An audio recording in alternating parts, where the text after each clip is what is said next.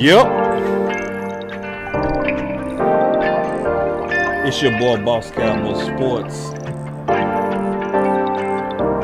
bringing you another one. And you know what it is.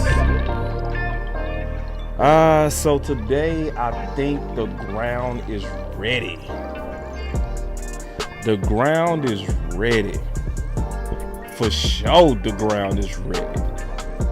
I think the people are starting to believe, because it's some people they always believe. It was some people when they heard it they believed, and they moved like they believed. Then there was some others who thought it was just talk, but it never was just talk. Then there was some people that were just sitting back observing. Those people are starting to get ready. Those people are starting to believe. What are they starting to believe? Your voice matter to the Dallas Cowboys. So we go deal with that. You, Uncle Sam is looking at you for America's team. And they need soldiers, not spectators. People that's willing to take action. People that got real faith. What you talking about? See, real faith is taking action. The people that come in and they say, I want positive vibes, that's not faith. Because see, faith without action, it ain't nothing. It's just optimistic hope. So the people that's starting to realize that their voice matter, they're starting to take action. So we go talk about it. This is the best time to talk about it. And we go take a bunch of freestyle calls today. I'm gonna talk for very little, and we go talk a lot. Let's go, Cowboy World, Cowboy Nation. Let's get it. Another one. Let's go.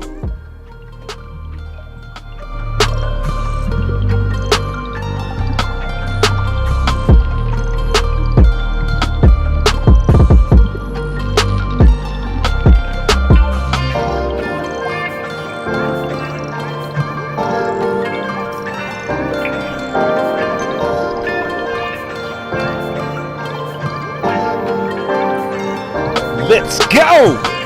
Come on. Let's go!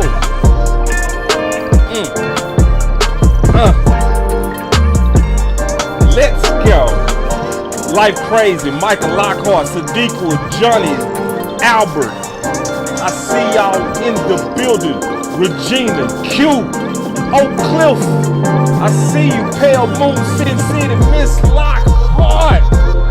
Man, all of our voices matter. Let's go, man. All the executives, man, I love it. Let's get it.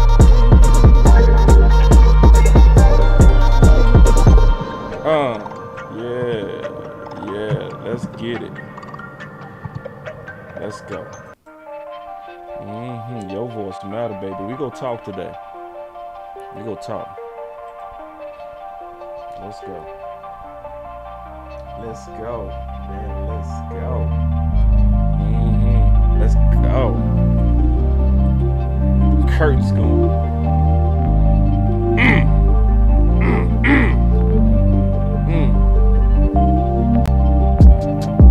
Welcome to Boss Cowboy Sports, where your voice matter. So obviously, I really mean what I'm saying when I say right now is the best time. This is to have this conversation. Because people are starting to believe. It's a lot of people that's starting to really understand what we do here and what the mission is. We started Boss Cowboy Sports with the mission saying that our voice matter. So what that really means is the type of people that really take action to try to get the movement that they want to see within the Dallas Cowboys organization. So we gonna make the case even more today of our voices mattering and how to use our voices, because obviously the movement is growing and there's a certain way to get change that you want to see, and we could just be very honest about it, right? And Mickey, what's your area code? Because I'm gonna call you. You gonna be my first call. Because I just really want to, Mickey. I see your excitement, and I love your excitement for what happened. I know it's genuine. I want to hear from you, Mickey.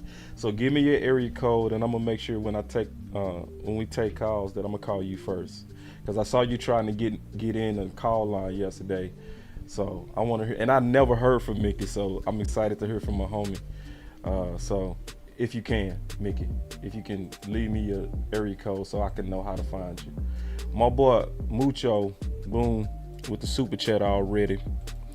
He said, boss, you on fire, my guy. Salute. Appreciate your grind. Much respect. Peace and blessings to you and yours.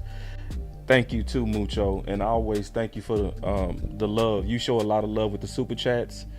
That's another way to make your voice be heard, is obviously giving and all that kind of stuff. But it's not just that. And I'm gonna also just give y'all a little bit of background where kind of like your voice matter came from, right? Because I developed a confidence and an aggression on pushing out ideas from my corporate experiences, okay? And I just want y'all to hear me out. Sometimes you do shows to where people learn about you more. That's gonna help you relate to why I'm the way that I am, and put it all together. So when I was working in corporate America, I was working for a Fortune 100 company, and I was the #1 sales rep in the country, okay? So we made a trip to Boston where this company was, and I ain't gonna never forget, just hear me out. So we were sitting in this sales meeting, right? And all the best sales reps was in there. So it was about, let's say, 200 of us, right? So we sitting there, and the CEO of the company was sitting back in his chair like a king. Like a king. He wasn't saying anything.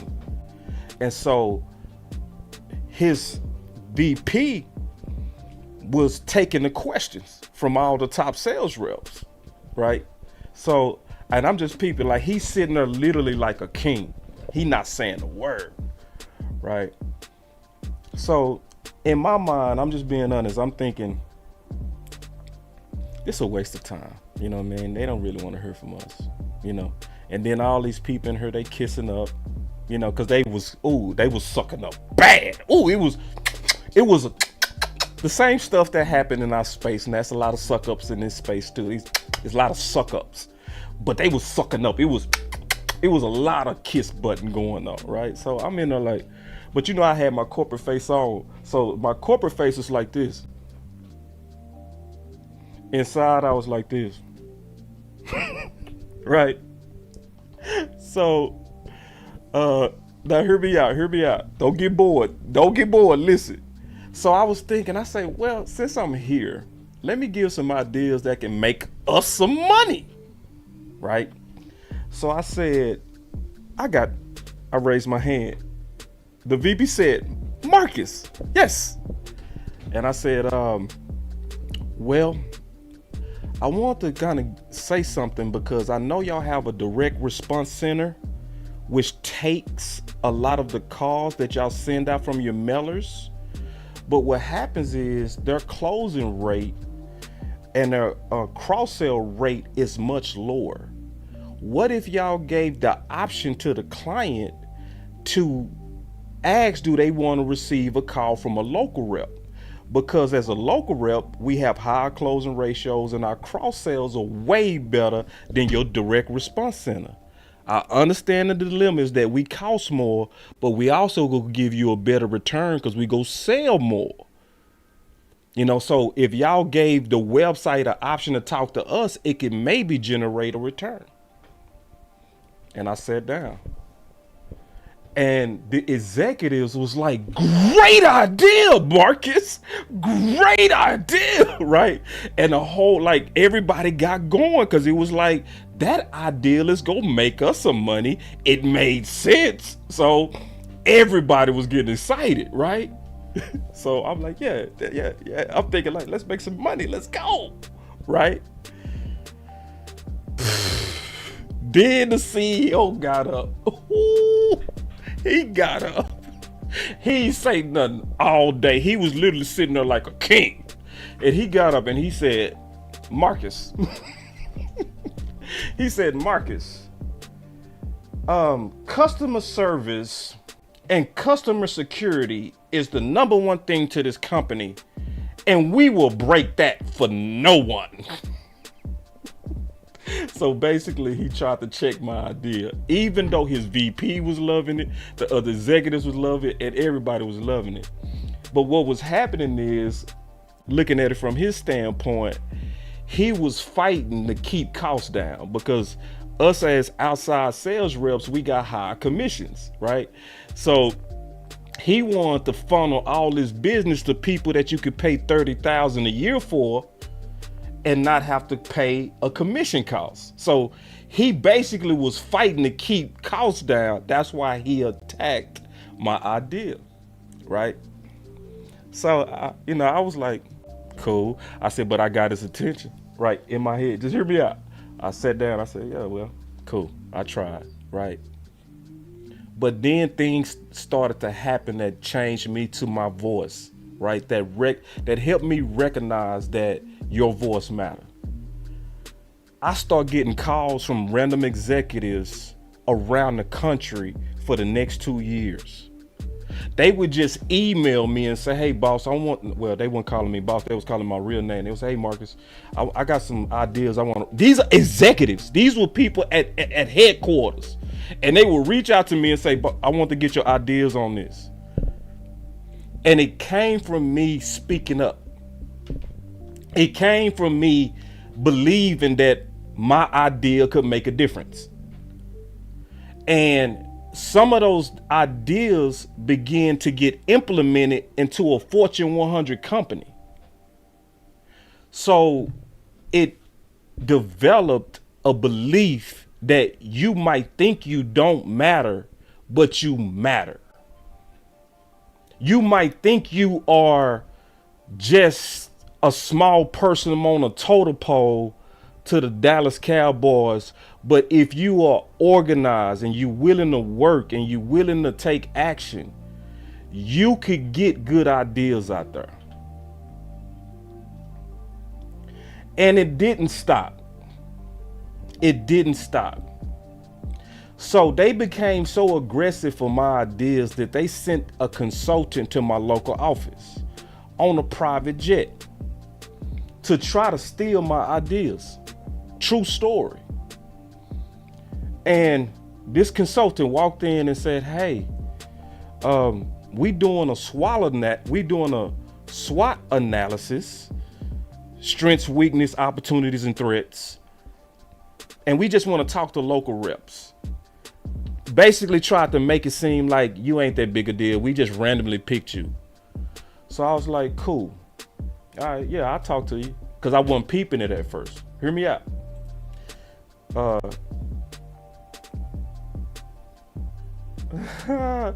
Right, my girl Mickey say, hey, that's real, right? She said, oh, Mickey, I can't wait to call you.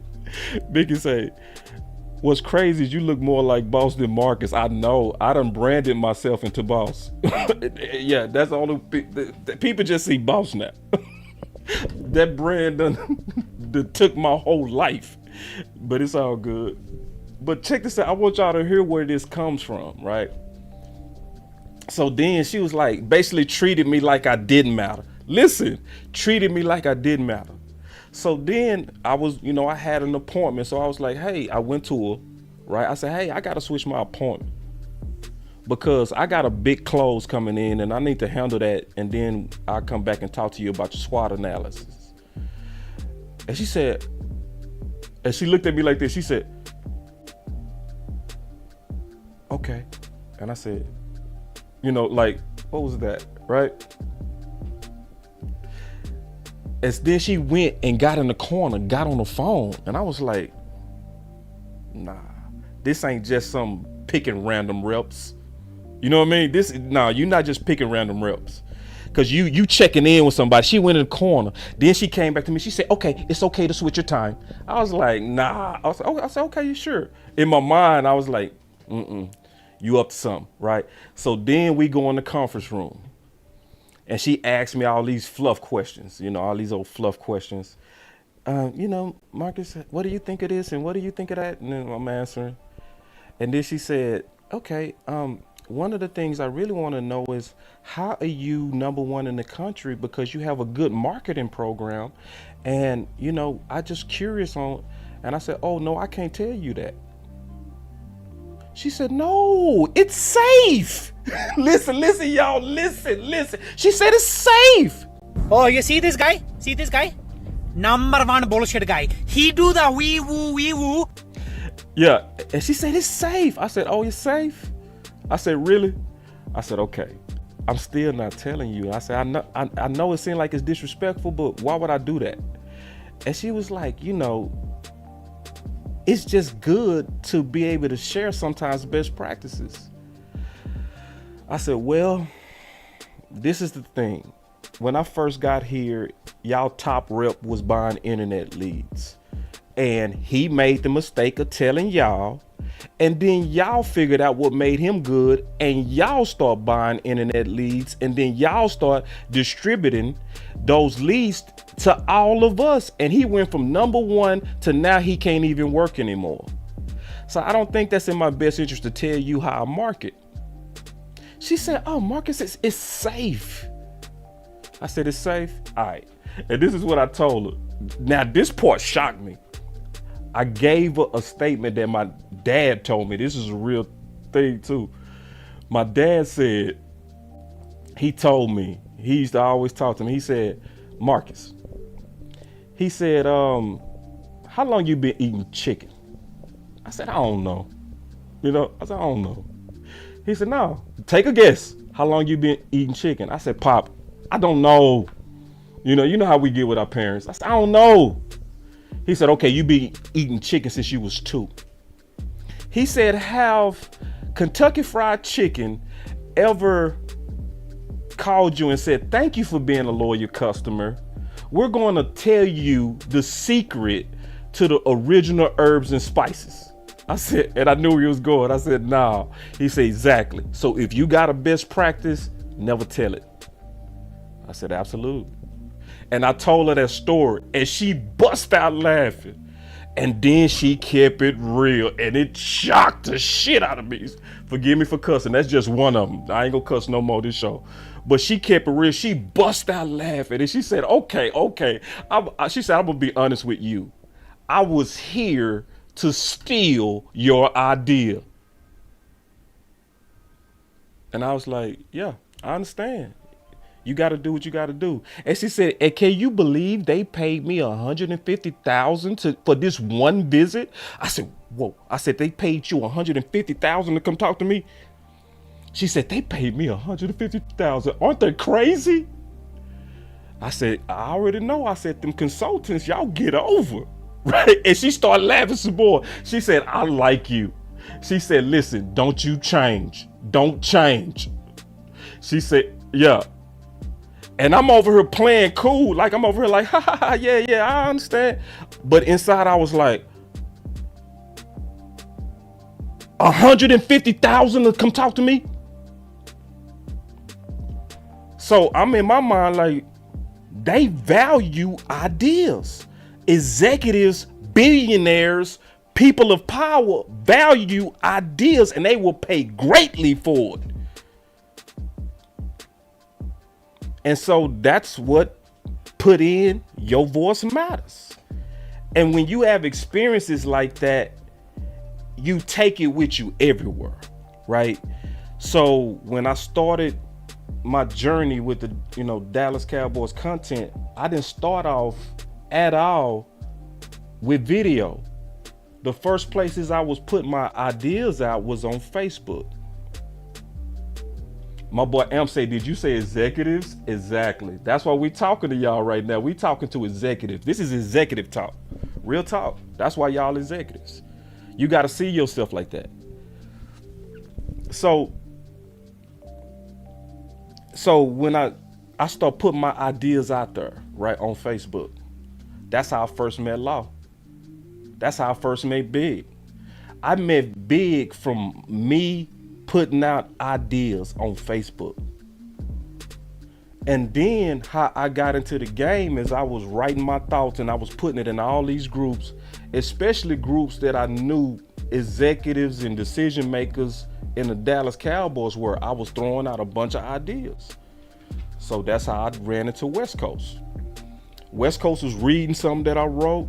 No, matter of fact, what happened was I was debating Okoye. And I talked to Okoye today, crazily. I talked to Okoye. I just called him, check on my homie. So I was debating Okoye. And Okoye at the time, he treated me like, man, shut up. For real talk. Like, he was like, I don't, you know. But West Coast, he jumped in. He said, man, I get sick of people like you. I can't stand people like you. He said, people like you got opinions, but you have no film to back up your opinions. I said, no, homie, you talking to the wrong person. I said, I got film. He said, where you film? I say, friend me. So we friended each other, and I tagged him in a video that I did that I sent out to these different groups. And then West Coast actually looked at it. And when he looked at it, he called me. He was like, bruh, this was good. Straight up. We went from beefing, me, him, and Okoye, to, bro, that was actually good. He said, you ever consider podcasting? I was like, nah. Nah. He said, you need to think about it. And I was like, all right. I ain't even, like, I put it behind me, like, pfft. But then West Coast hit me up again one day. He said, man, I'm having a panel. He said, I'm having a panel. I want you to come, bro. I want you to come. Just see how you like it. And I said, all right, I'll show up. And I showed up. It was 8 of us. We all talked for only 3 minutes. And then we got off the live that he did.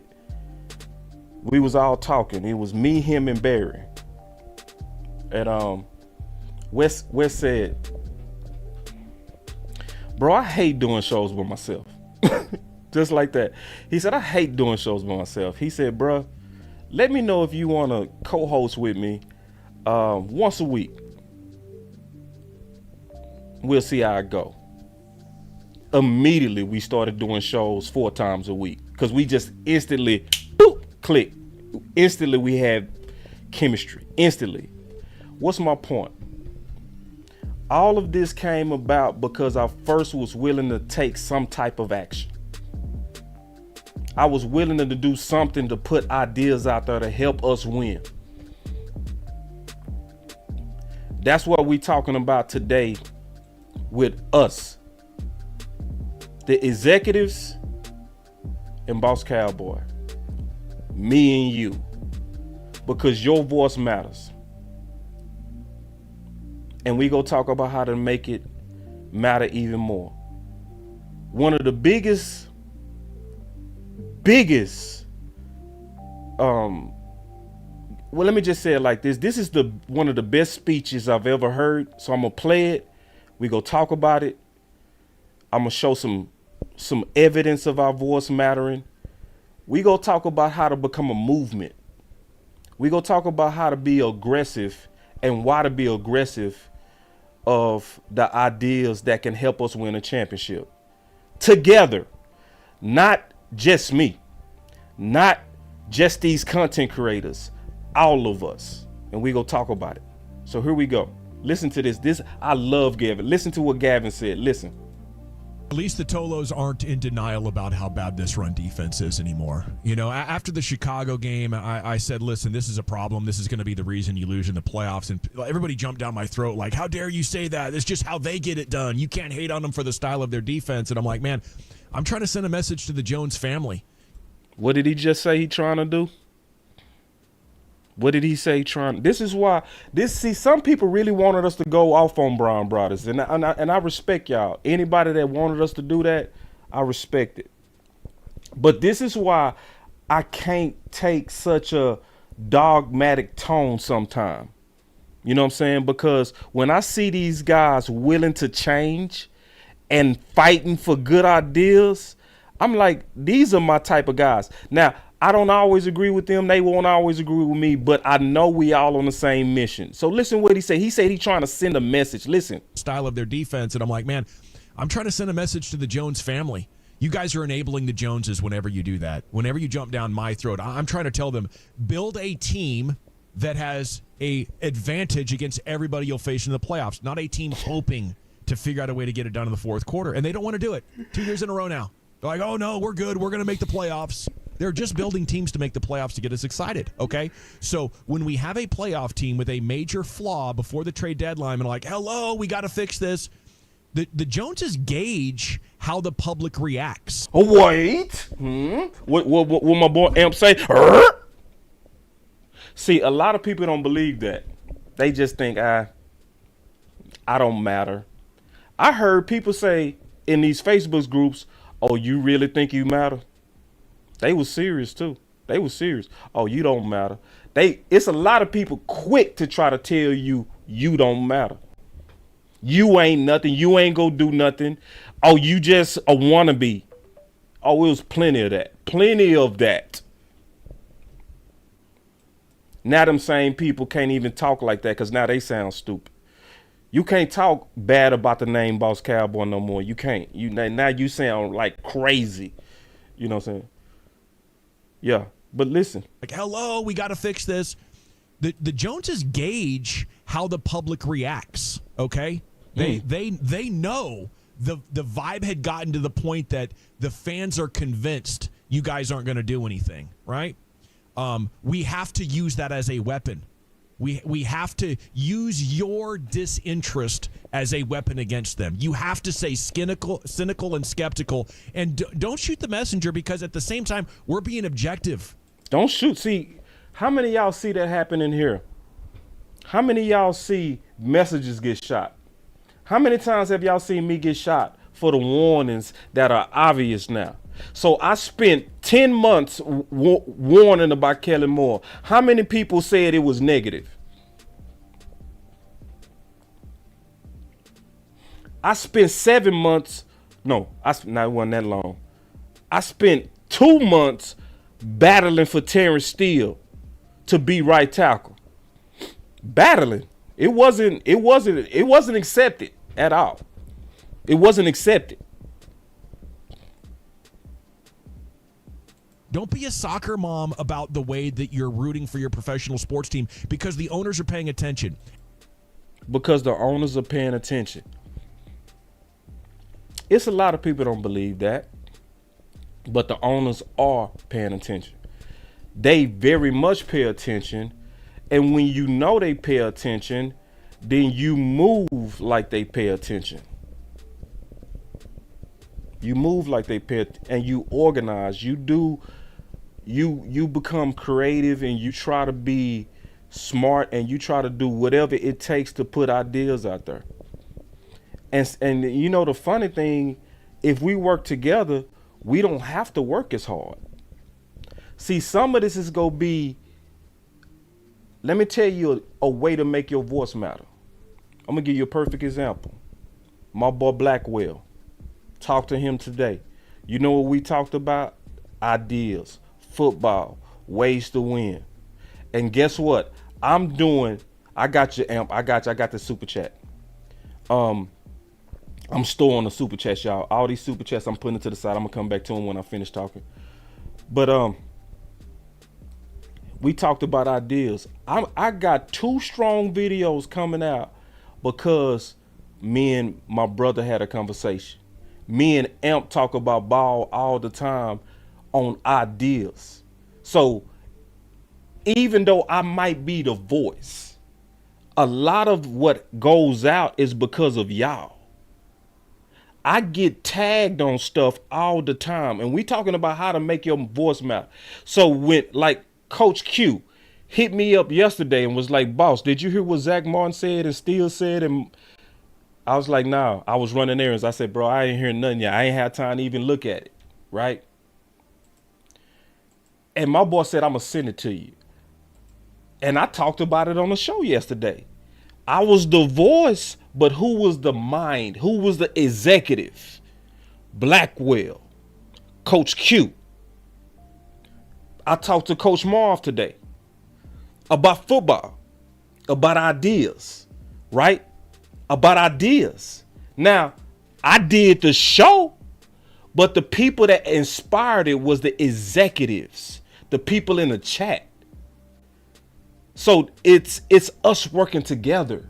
Even though it might be me presenting it or somebody else, it's the fact that they took action and belief that if I tell boss go probably push it up. And when it get pushed up, maybe they start writing about it. And then when they start writing about it, it's gonna get somebody else's attention.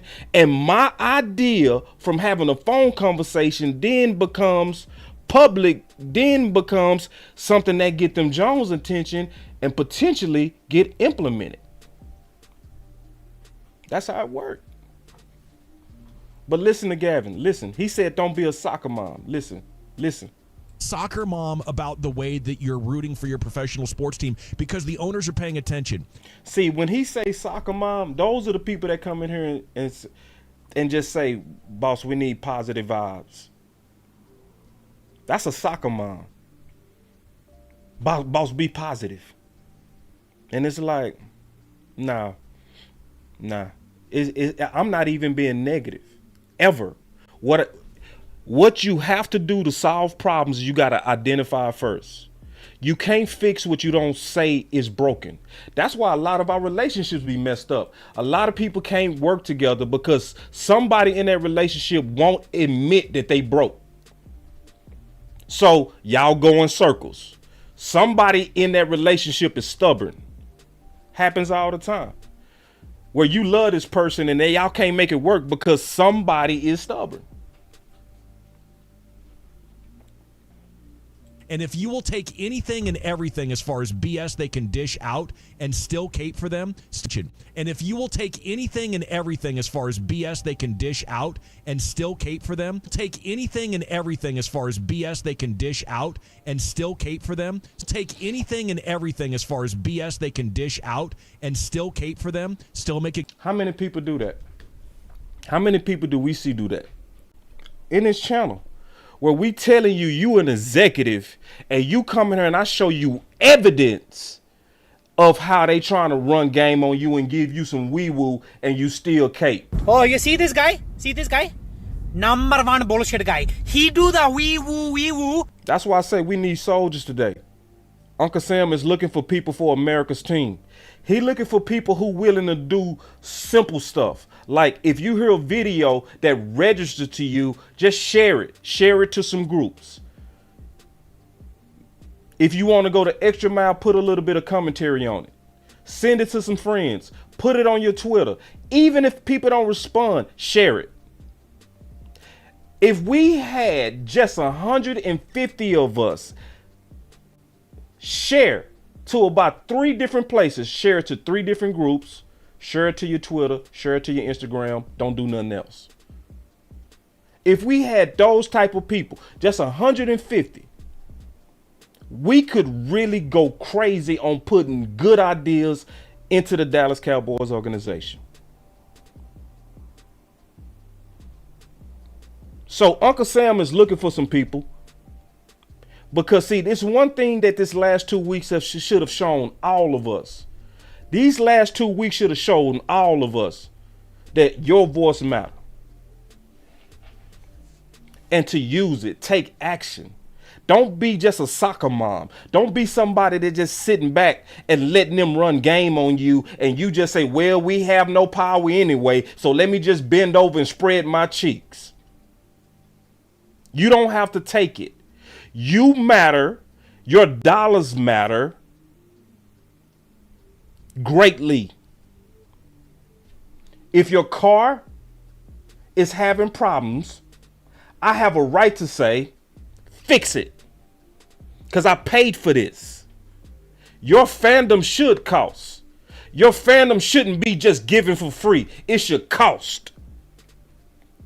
And they got to pay for our fandom every year. We giving it away, and we not making people work for it enough. We giving our fandom away.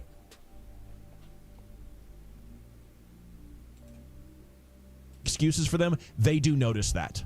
Okay, Listen. we got everything as far as BS they can dish out rooting for your professional sports team because the owners are paying attention. And if you will take anything and everything as far as BS they can dish out and still cape for them, still make excuses for them, they do notice that. They notice. Okay? Oh, so Gavin, what you saying? See, because when I say it, y'all don't listen. So what sometimes I got to do is I got to show you somebody that has a higher platform saying exactly the same thing. And then some of y'all say, wow, that's true. No, it was true when I said it too. But sometimes I got to put a face that you actually want to listen to. That's how it is. Some of y'all pick and choose who you want to listen to. But Gavin is right. He was speaking nothing but facts. And he said they peep it, and I'm going to show you and prove to you that they listening. Everything as far as BS they can dish out and still cape for them, still make excuses for them, they do notice that. They notice. Okay? We got to run, nation. Good job, Gavin. Good job. Good job. Like, so, and like my girl Mickey said, she said, Marcus, she said, boss, I wanted you to go bad on brothers too until you explained it. And I appreciate that, Mickey, having an open ear. Because, see, that's one thing I know about my girl, Mickey. Mickey will speak her mind. I've been noticing in the chat for years. Mickey will speak her mind. That's why I want to talk to you first. I want to talk to you first today, you know. Because Mickey not afraid. She not afraid of me. She not afraid of nobody. When she was mad at that playoff, she said, I'm sick of Dak. I'm not caping for him no more. I love Mickey. I said, Mickey was hot. Ooh, no, wrong button. This one. Ooh, she was hot. She was hot. I said, that's my girl, boy. Mickey said, I'm not caping for that. I say, boy, and see. All right, so getting into just going back into our voices matter. So somebody brought this to my attention from Sky Show. So I'm gonna show y'all something that happened. Because I didn't see it. I couldn't watch it at the time. But somebody said, hey, man, somebody called in with a real good story of and explained it well. And I want you to listen to it. So they sent it to me and I listened to it. And it was my boy Spock. So I'm going to play Spock, who was on Sky Show. And just kind of talk about it. All right. And I always do this. I have the full link of his show in the description. That's always just the right thing to do, is give them guys an opportunity to get the full click. But I just want y'all to listen to my boy Spock, and we go break this down, right? Because my boy Spock get it. And what changed him was Brian Brothers, and what changed some of y'all was Brian Brothers. But to be honest, it never should have took just Brian Brothers for us to already be doing this. Just to be honest, we should have already been sharing heavily. We should have already been giving money heavily for those who believe in the mission. If you don't believe in it, keep your money. That's fine. But those who believe in the mission, you should be giving to this cause because you know we doing the right thing with your bread. You should be, making your own channel. You should be like my boy Amp is starting his own channel because he's getting ready to amplify his voice. Like whether you Amp starting your own channel or if you just sharing it with a little bit of commentary, or going back with some of these guys on Twitter, just doing what you got to do to get good ideas out there and believing that you matter, because you do. So I want y'all to listen to my boy Spock, because as soon as I heard his voice, I knew it was Spock. Listen, because Spock called in here before. And Spock used to curse a lot. I'm proud of you, Spock, because he didn't curse that much on this. But check this out. Listen to my boy Spock. Listen. Yeah, okay. And my other point I want to make real quick. I'm not sure last night if you heard Boss Cowboy and Law and all them, they had on Brian Brothers, right? Okay. Because they were talking about that Brian saying turnovers are in Dak's DNA. Oh, yeah. Because of B got some heat for that. His risk taking. Yeah, and it turned out to be an amazing show. It's an amazing show. Oh, man, always amazing show with those guys. But the point I want to make about that is this.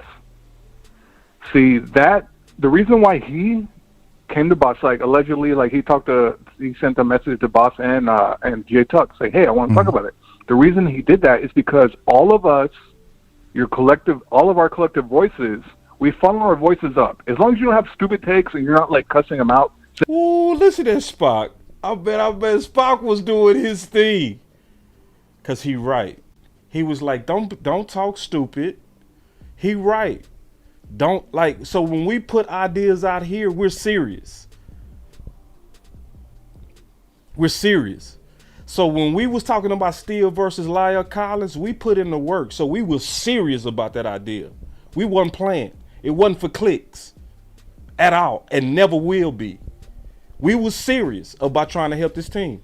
We did the work, and we was trying to push the ideal up. We was serious about Kellen Moore. We wasn't joking. That wasn't for clicks. We was serious. And after the fact, everybody know we was right. But then it wasn't a lot of people talking about it. It wasn't. See, we need people that's talking before the danger. I don't care about what your opinion after it hurt us. I need people talking before we get hit with the danger. But Spock was right. He was like, let's get serious. That's basically what he was saying. Think about some good ideas. Don't play with this. Think. Spock was right. Think of some good ideas. Call in. Talk football with these guys. Put it out there. My boy Coach Q called me. Boss, hey, Mike McCarthy. I'm like, where it's at? Send it. Oh, I said, Coach, I'm out. Can you do me one favor? Could you tell me exactly where it is so I don't have to listen to the whole interview? It's at the 11-minute mark. I'm like, appreciate it. And I go to the 11-minute mark. I listen to it. I said, yep, there it is. Do a show on it. Because we work as a team. Boss can never be a boss without executives. You cannot be a real CEO unless you got smart, good executives. The people in the chat and the people that support this channel, y'all are the executives to Boss Cowboy Sports. That's why when we open up these phone lines, have y'all noticed that sometimes the dopest part of the show is when I let y'all freestyle. And people be like, boss, why are you sitting back and let them take over your show? Because sometimes I'm learning. Sometimes I'm being educated by the people that follow this channel. So sometimes it's not time for me to talk. Sometimes it's time for me to shut up and listen. But we work together. That's what I want us to get. That's why what happened. And let me say this. And I'm going to tell you right now, Brian Broaddus is not going to be the last, and he already not the last. We got already some fire interviews lined up for the next 3 weeks with heavy hitters. We ain't going to announce it yet, but the next 3 weeks is already aligned with heavy hitters in this community. And it ain't just the YouTubers, it's the higher ups and people inside us. We got all of that. Because our voice matter and we're using our voices. Join us, like join the movement. I don't care if I'm not your favorite. I don't have to be your favorite. Okay, so let's say if Big Game James your favorite. Take action with him. Let's say if Law is your favorite. Take action with him. Let's say Scott, since he's sitting here, he your favorite. Take action, call in, share his content, share his stuff. I don't have to be your favorite. But if somebody gives a show that you know was registering real truth, you did not do your part if you did nothing. You was not a good soldier if you did not share it. You just was not. Now, I'm not going to bullshit y'all today. If you listen to people that put in work and tell the truth on things that can actually help this team, and you just say amen and go home, you did not help the church. The church still have needs, and Uncle Sam needs soldiers and executives. But keep listening to my boy Spock. He kept preaching. Listen. Hey, dude, you're an idiot. Like, no. Oh, people on Twitter be like that. Yes. But My point is have a good take, have a rational take. We funnel our ideas up through you, right? I'm calling into your show. All of us, we're texting in, we're calling in. We got the chat going, right? We funnel it up through you, and through you, boss, and all you guys, you funnel it up further, and eventually it does get to the Cowboys organization. Believe it or not, Kellen Moore is not gone. Like Mike McCarthy had a big ass hand in that, but according to John Machota. Hold on. I'm Keystone. Don't do it, bro. Keystone. This is my dog. Look at Keystone. Keystone. Go sit down, bro. You doing too much. That boy say pay your tithes. They stealing from the church, Keystone. They stealing. They stealing. But listen, boy, my boy Spock was telling the truth. Listen. They look on, Twitter twice a week. They have, I don't know what their count is, but John Machota did an interview with Pick Six Sports in the offseason. Steven got the burner account going? Yeah. And he said they... Well, let's check that. Because I know it sounds crazy. I might not have believed it if I heard it, but I actually heard John Machota say it. Let's listen to John Machota. And this came from Pick Six Sports. I got all the links in the description. So just listen. Yeah, because sometimes this stuff seems like it's hard to believe. But that's why I told you my background, to where you can see why I'm the way that I am. Why do I believe my voice matter? Why are y'all seeing that my voice matter? It's because the difference between me and some people is I'm willing to do a lot in belief that my voice matter. Coach Marv is one of the best examples of voice mattering, because he don't only call into my show, he call into Big Show. He do shows with Law. Like Coach Marv spreads his voice around the whole community because he knows there's a chance that his ideas could hit the building. We really only need about 20 Coach Marvs and we could take over the whole world. But I want y'all to listen to John Machota, and we go break this whole thing down in context. We not gonna spin it. We not gonna do no wee-woo. We go call it just like he called it. So let's just listen. Well, first off, Hold on real quick. Let me rewind it, because I want y'all to catch it all. We gonna do the whole thing in this whole context. No wee-woo over here, baby. We don't do wee-woo. Hold on real quick. Let's get this whole thing in this whole context. Here we go. praise for Stephen Jones and Kellen Moore and all this just sobering me up right now. But my question for John is, does Stephen Jones know how hated he is by the fan base right now?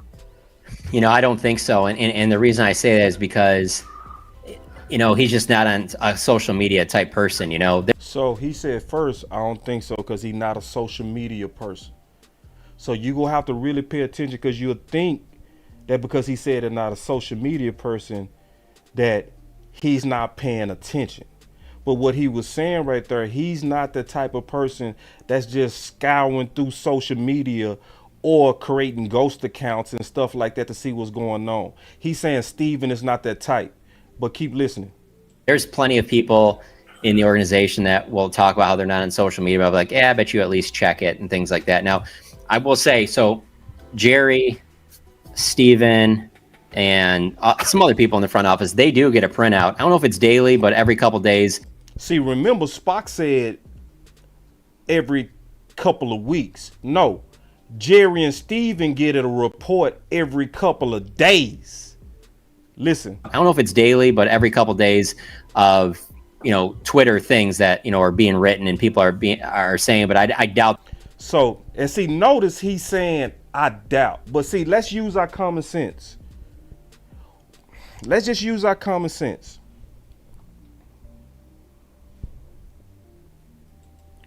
Why would anybody get a report every day or every other day if it didn't matter?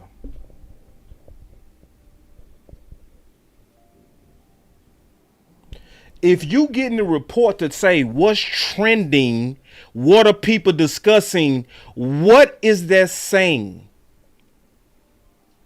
Okay, I'm gonna put it like this, because sometimes you gotta talk slow.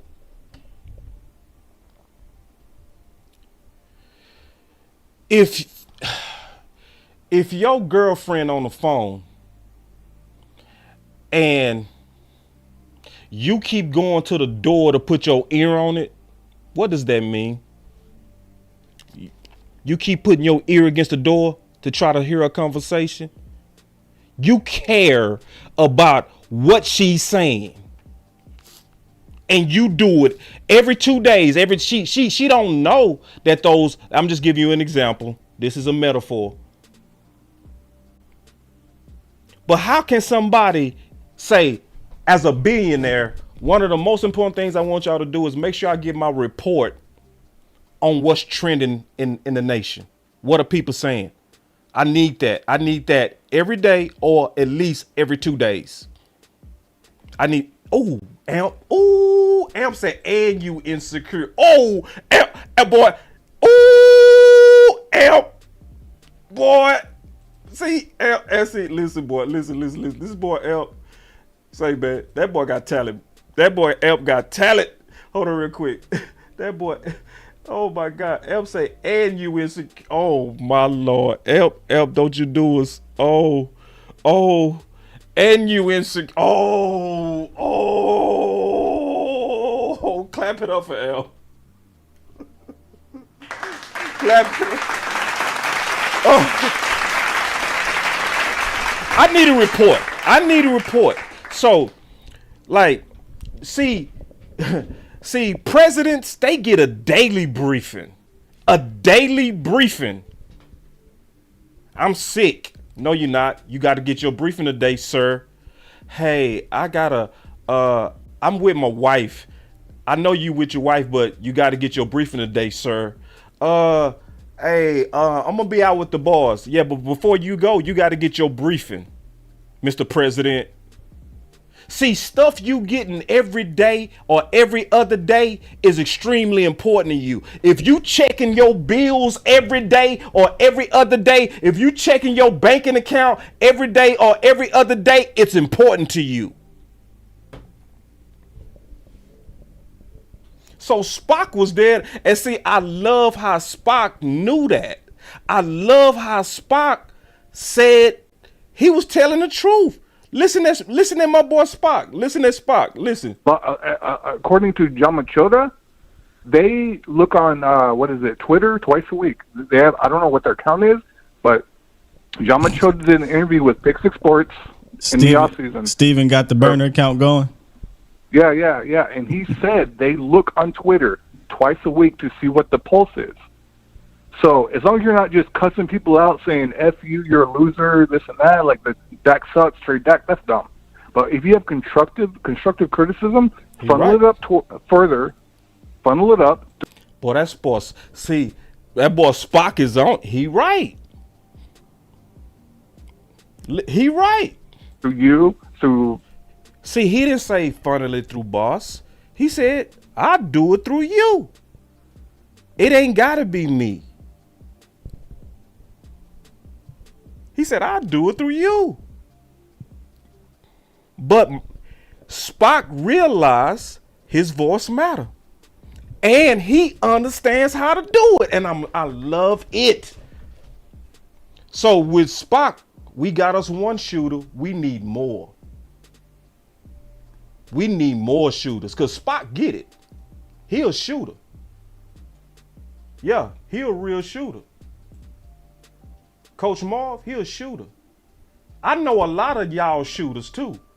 Common Sense, he a shooter. Lamar, shooter. Like, I see y'all sharing. I see the shares. I see it. Some of it I don't see. Blackwell is a shooter. Everybody around me shooters. Ain't no telling who was shooting. One more time for people that don't get it. Everybody around me shooters. Ain't no telling who was shooting. It's supposed to be so many of us shooting, you can't tell who's shooting. Everybody around me shooters, ain't no telling who was shooting, nigga. We trying to enlist some soldiers. We don't need fanboys. We don't need. We need soldiers. We need supporters. I like subs. Subs is cool. I love subs, but give me supporters. Everybody around me shooters, ain't no telling who was shooting, nigga. Yeah, we need shooters. And my boy was over there talking about, I shoot for you. My boy say, I'm waiting on my wrench. All right, don't master. You been sharing? Cause I want to first know, have you been sharing? Have you been sharing? B-Bird say his notifications didn't work. I don't know, man. I don't know what's going on with them notifications. I'll see if I can check on that. But dope, Meister, once I take them calls, tell me to make you a mod once I get to that part, and then I'll do it. Because then I'll be on the phone and I'll be able to kill time and do that at the same time. But no, we need some shooters. Listen, the more shooters, the better. Everybody around me shooters, ain't no telling who was shooting, nigga. See, look at Coach Marv. And Coach Marv be serious. He be serious. See, look, Coach Marv's so serious about shooting. We sitting there talking to Brian Brothers, Coach Marv like, hey, boss, tell Brothers to tell Parsons, because Coach Marv is like this because he knows his voice matters. And I'm like, yeah, I'm going to get your voice in there, Coach Marv. You deserve it. Why? Because you work hard to put your voice out there. Some people will say, oh, you treating him like a favorite. In a way, he is. In a way, he should be one of my favorites. I shouldn't favor people willing to take action. I shouldn't. I think I should. If you showing me, and see, this is not about Coach Marv supporting me.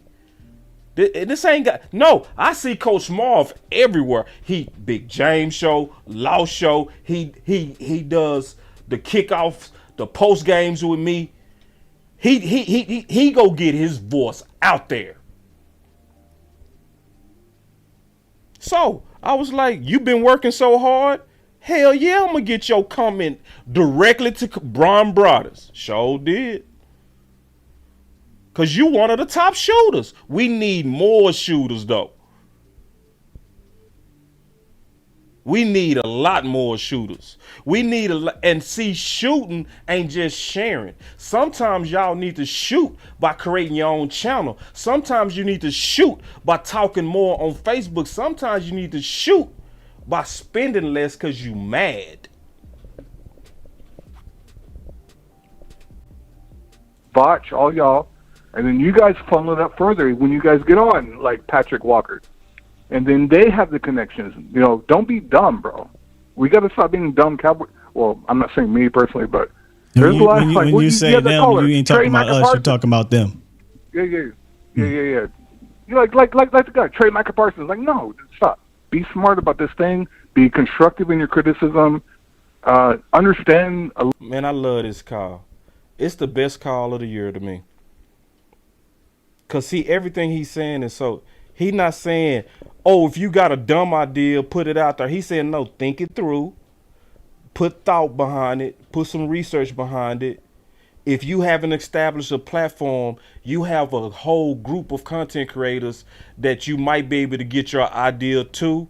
And then maybe they can funnel it up to the right people who might end up like what he look, when you look at the degrees of separation, he was right. Scott doing stuff with Patrick No C Walker now. Patrick No C Walker is right there in the building, and he walking and talking to all these players, including coaches, decision makers, Stephen Jones, and all of them. There's literally, with some of us, 1 degree of separation from getting your ideal in the building. Literally, 1. Some ideas is as simple as if you can convince Sky, and if he can convince Patrick Walker, maybe Patrick Walker can have a private conversation with Steven and it can get implemented. It's literally sometimes 2 degrees away from your idea being implemented. Literally. And some of us are closing the circles even more. to where your voice could actually implement something. But you got to be willing to be a shooter, and you got to want to be a shooter. It's time for us to stop being spectators and become shooters. We got Pastor Taft. Pastor Taft, how tired do you get to where you preach these amazing sermons about coming to the Lord and all of this kind of stuff, and these people life change, and they never go out there and recruit other people that need a life change to come to the place of worship?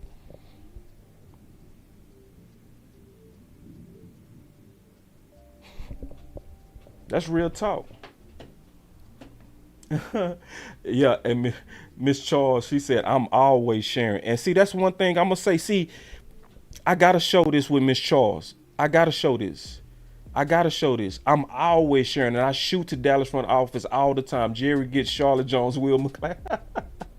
But see, this is the thing. See, everybody is also not a speaker. Sadiqa might not feel like she's a speaker, but you know what she does? She supports me. She supports Law. She supports, you know what I mean? She supports everybody. She encourages. She donates. She does what she can to be a shooter.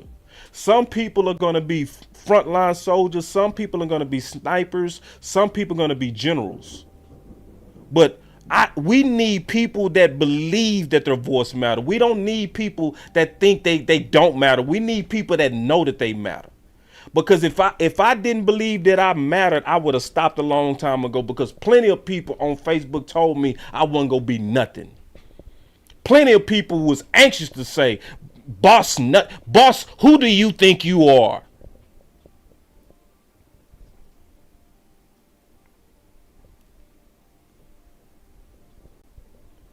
But let's keep going, because my boy did his thing, man. I'm proud of Spock. I'm very proud of Spock.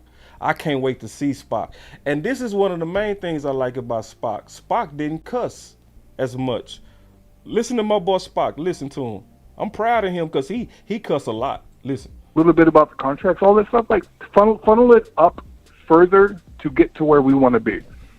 You know, funnel it up, and then you Sky. You boss, all y'all motherfuckers, Law, all you guys funnel up further, and that's my dog though, cause that's who he is. That was his one cuss word. Woo, I was proud of him, because boy, when he mad, that boy Spock would go off. That boy say, "All you MFers."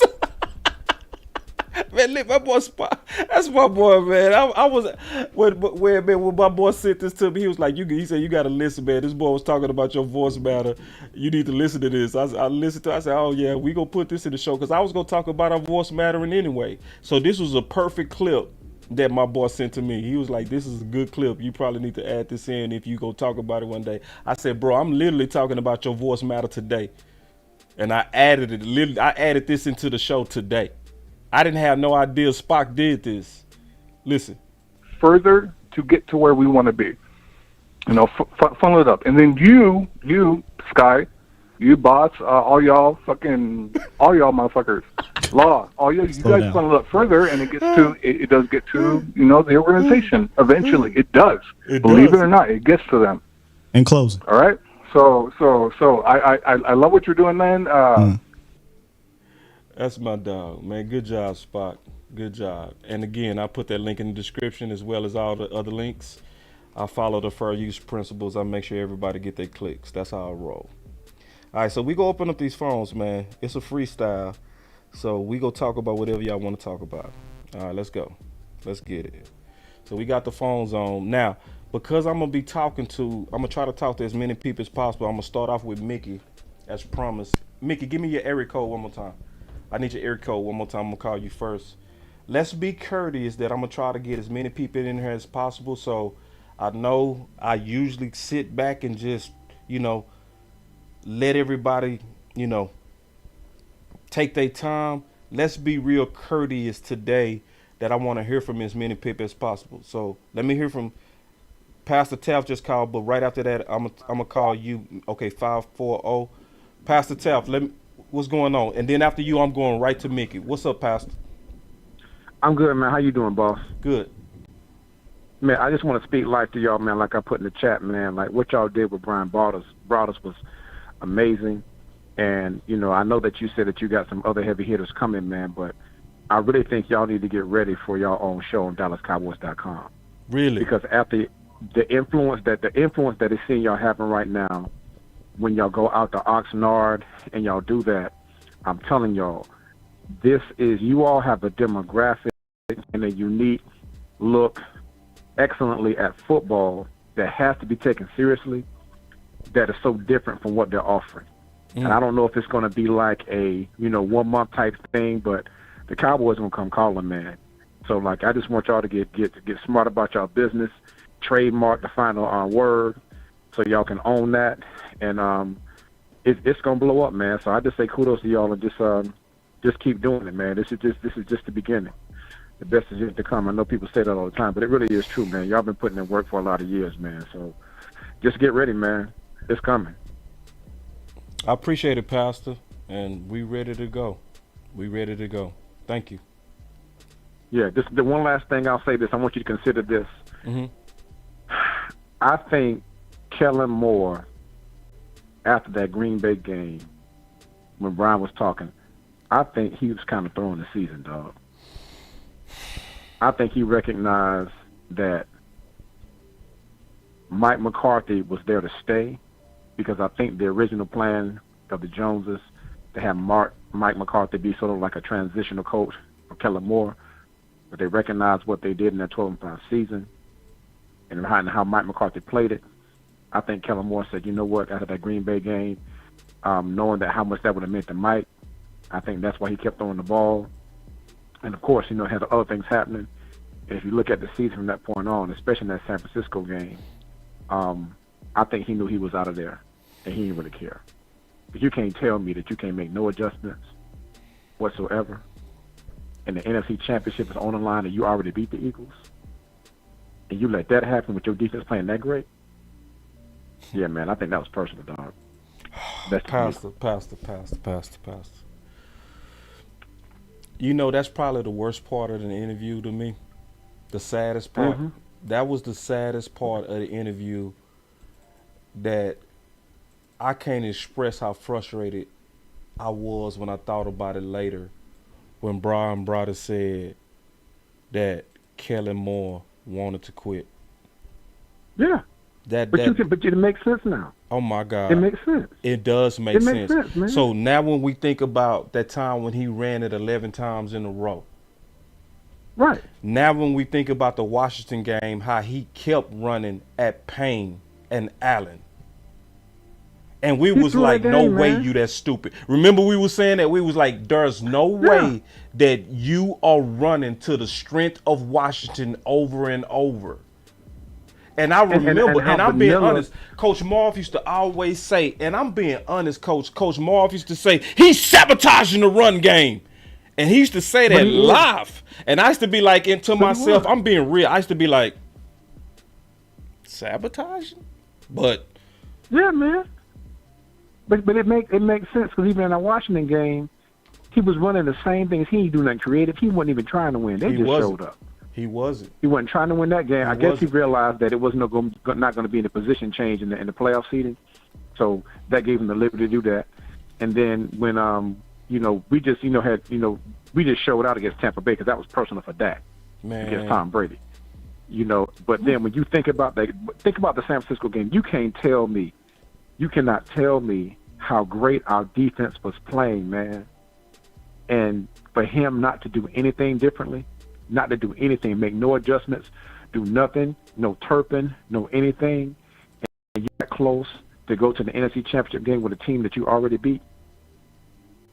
And I think it started from that Green Bay game. He knew how much that game meant to Mike McCarthy, so he started doing all that crazy stuff. Goofy. Because he did not want to get him to have any credit personally. And it was repayment for what he felt Mike McCarthy did to him. Now, I will say this from a Bible standpoint: be not deceived. God is not mocked. Whatever you reap, whatever you sow, therefore you shall reap. Yes. Mike McCarthy got a little bit of his own medicine. Kellen Moore, gangster dog. Kellen Moore was watching that game. He said, "Okay, I'll show you what I'm gonna do," and he got out. That was a gangster move, dog. He just personalized it, and it cost the Cowboys the season. Yeah, that's what happened. And but That's why we gotta, because I'm gonna tell you something, Pastor.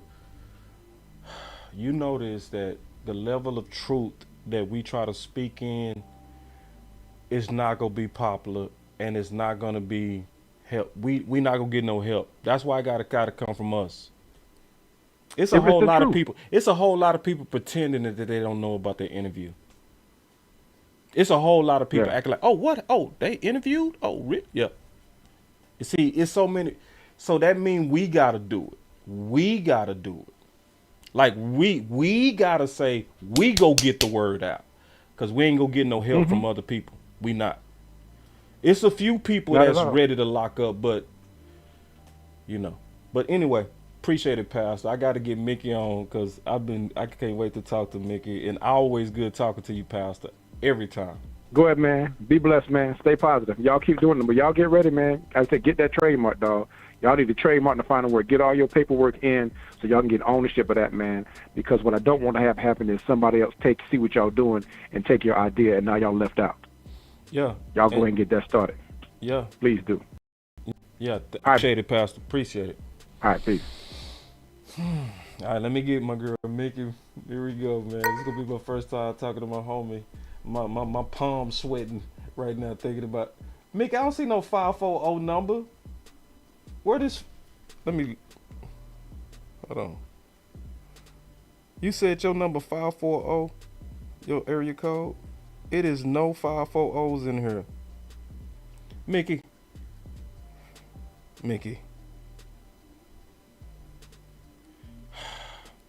Mickey, what's your area code? Okay, I see a 214, 803. That's Coach Marv. At 585, that's Tariq.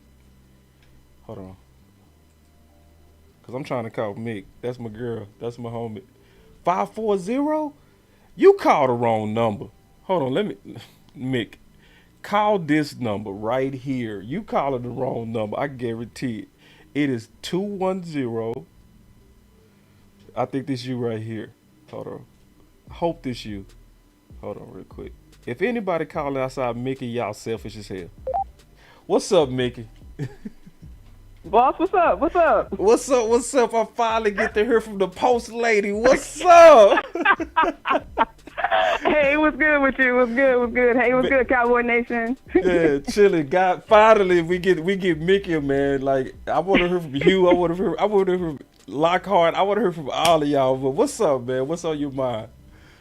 I got the super chat. First, I did want to give you your flowers first, but I gotta go off that last call.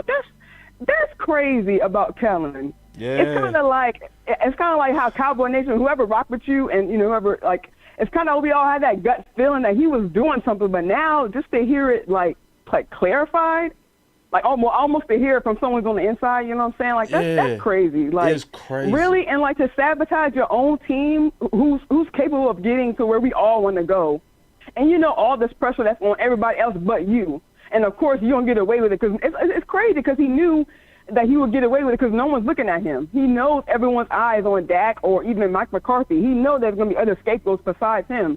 And now he'd be able to go off to a whole nother team and still getting all this credit for what people haven't even seen yet. Yeah. Yeah, and Mickey, is it? Do you remember how the media never challenged Kellen? They used to never challenge. Boss.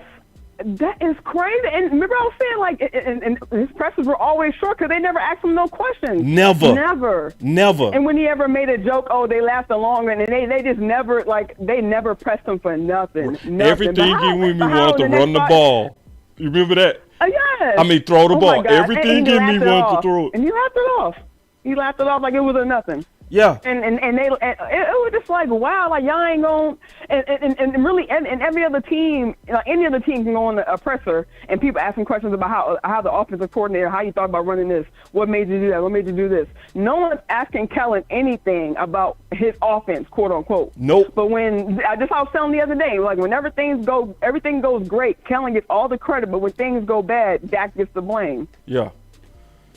Yeah.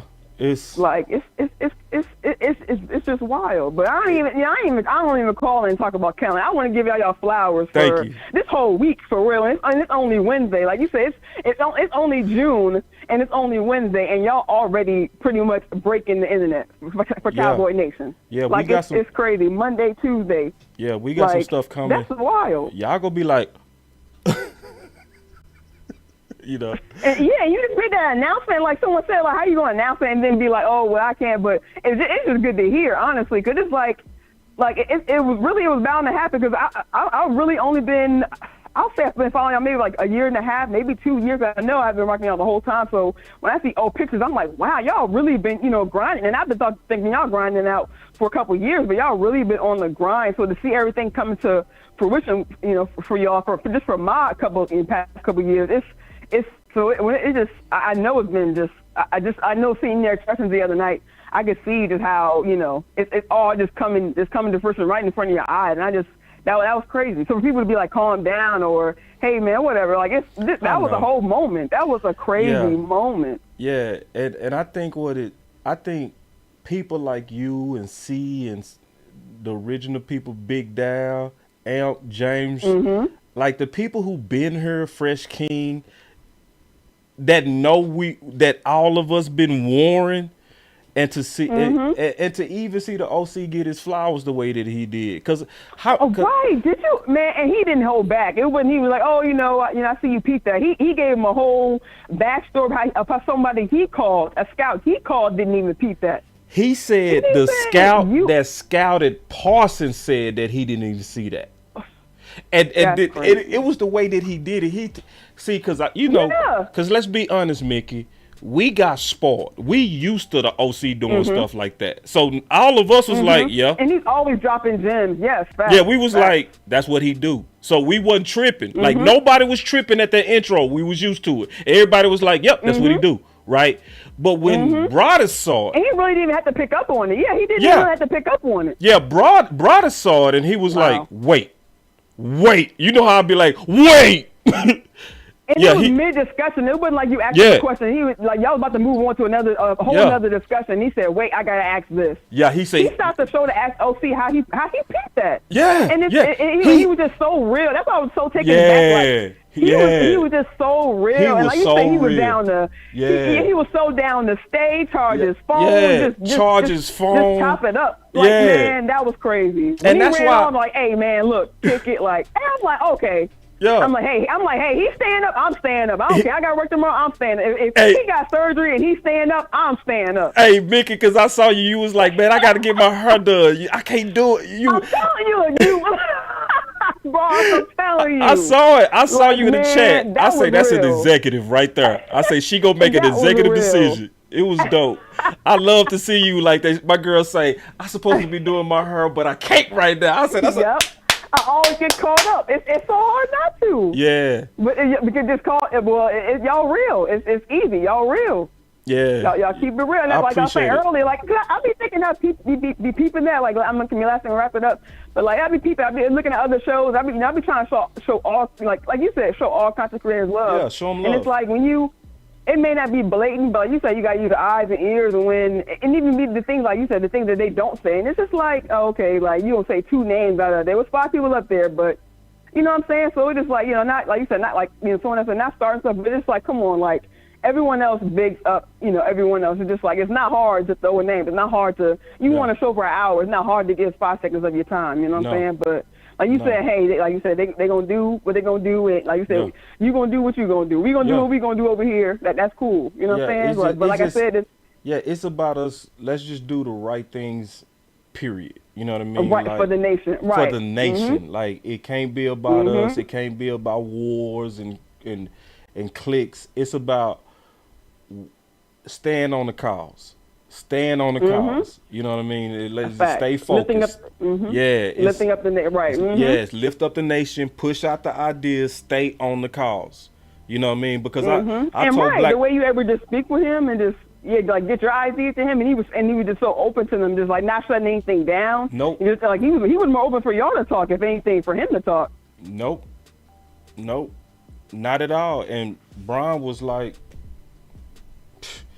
Like Bron was the ultimate example of humility, like, and love. Like we had to kick him out. We was like, Bron, you got surgery. Right. You got surgery. Like Right. by the time it was at the end, I was serious. I was like, Bron, you need to go. Like you need to go. Like I know you want to talk about that DNA bullshit, but that ain't first. Right. You know what I mean? Right. Like We got all these that's other- just a right. difference of We already- opinion. Like that.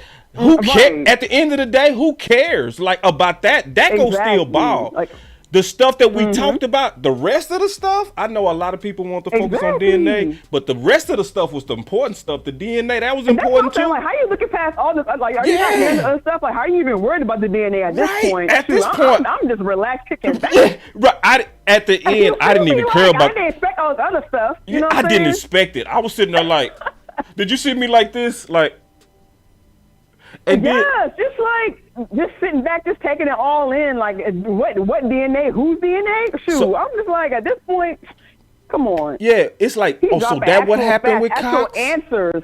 Yes. That's what happened with we- Malik Davis. That's what happened with them yo, coaches. After that, come on. And Mickey, Come on. the scariest part was when he was talking about the coaching war, firers. Remember when he said Leon got let go. Then this guy he said, you see what's going on here? I was like, oh my God. So when he says, it was just, whew, yeah, it was dope. and I just thought it was funny, like when you say he was making him get rid of all his people. It's Yeah. just like, yes. I mean, cause I like I said, I did feel something from his point too. Like you are a head coach, like because like you said, you did sit down, you did take the deal, but yeah, how are there is the other side? Like how are you letting these other things happen? Yeah. But you know, 'cause we're not all there. But Let's be real. Let's be real. Yes. What Brian Brothers was saying is that it was some anger over getting rid of Kelly Moore. And it makes sense. It makes sense. It makes sense. Like, cause think about it. Think about it. All them dudes got fired first. But then when it came to Kelly Moore, Mike McCarthy had to say, we still evaluating. No. But they had to think about nobody else. Right, you have to think about nobody, and nobody else is getting evaluated, but he getting evaluated. Okay. Right, right, because I was kind of okay, that must have been a compromise. Like, okay, well, you wanted this. It was just like really for one, I'm not going to say for one fire and one thing he wanted, but really for one person, I got 3, 4, 5. Okay. How do you get rid of Mike McCarthy's assistant head coach? Pretty much. His side guy, his number 2 guy. His number 2. Because we got rid of your number 2 because he got rid of his number 2. How do you get rid of Pretty much Philman? their number 1 guy. How do you get rid of Philman? And see Phil. Oh man. So anyway, it was But Mickey, let me take some more calls. I'm so happy to finally hear your voice. Yeah, I know your it was voice great. now. I'm gonna definitely be calling in more now. Hey, because you did and you got my number good. too. Make sure you store.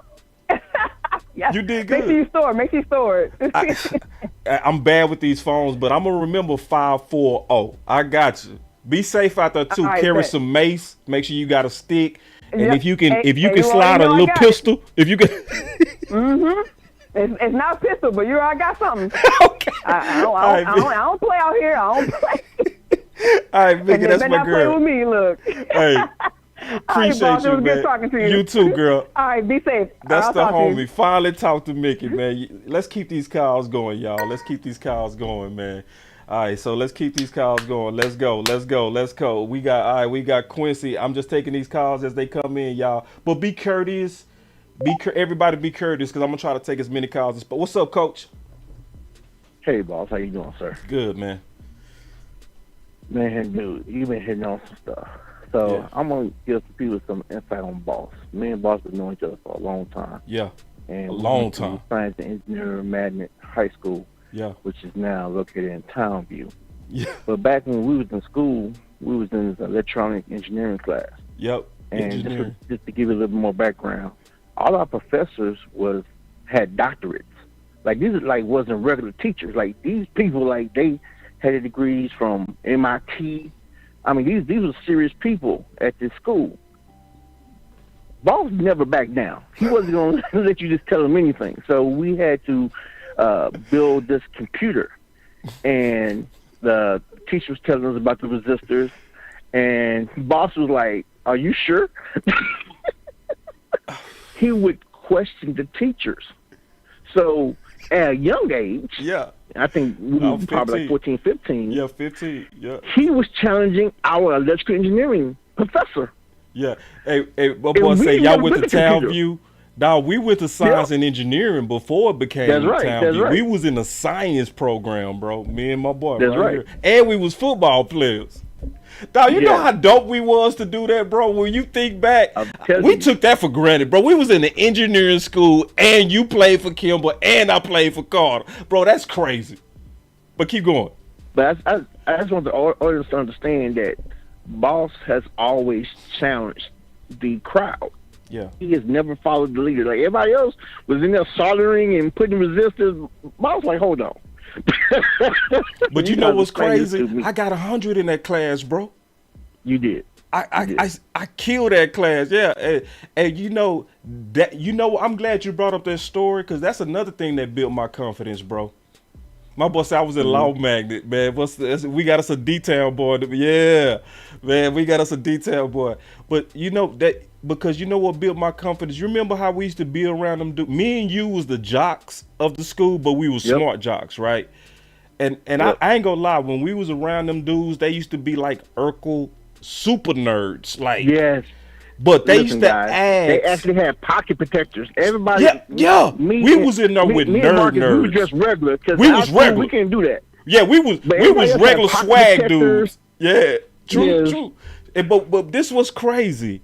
This what built my confidence though. When them nerds, I don't mean to call them nerds.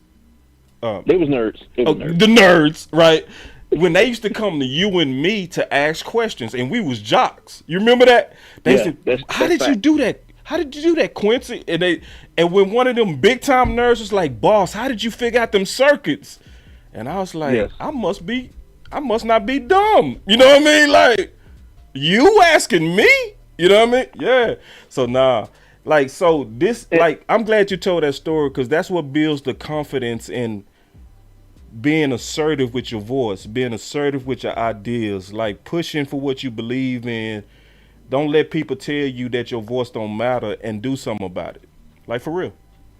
Appreciate that, Coach. That's a good one. So after y'all interview with Brian Brothers, I went back and I watched the Green Bay game. Okay. If you watch when it was up 14 points, you can see McCarthy flipping his call sheet. Yeah, really. Being a head coach, I know what he was doing. He probably told Kellen, "Hey, we need to run the ball here." He said, "I got you, coach." He started pass. Kellen, we need to run the ball here. I got you, coach. He threw another pass.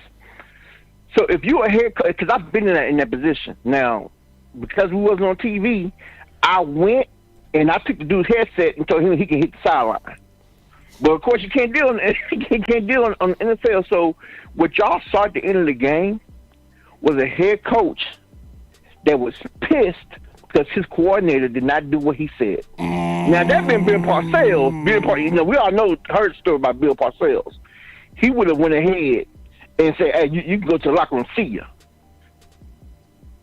But I'm telling you, the fact that he was so emotional and he threw that coup card down tells you what happened. So if I want to, I can go back and watch, and you will see it was 14 points. They was coming back.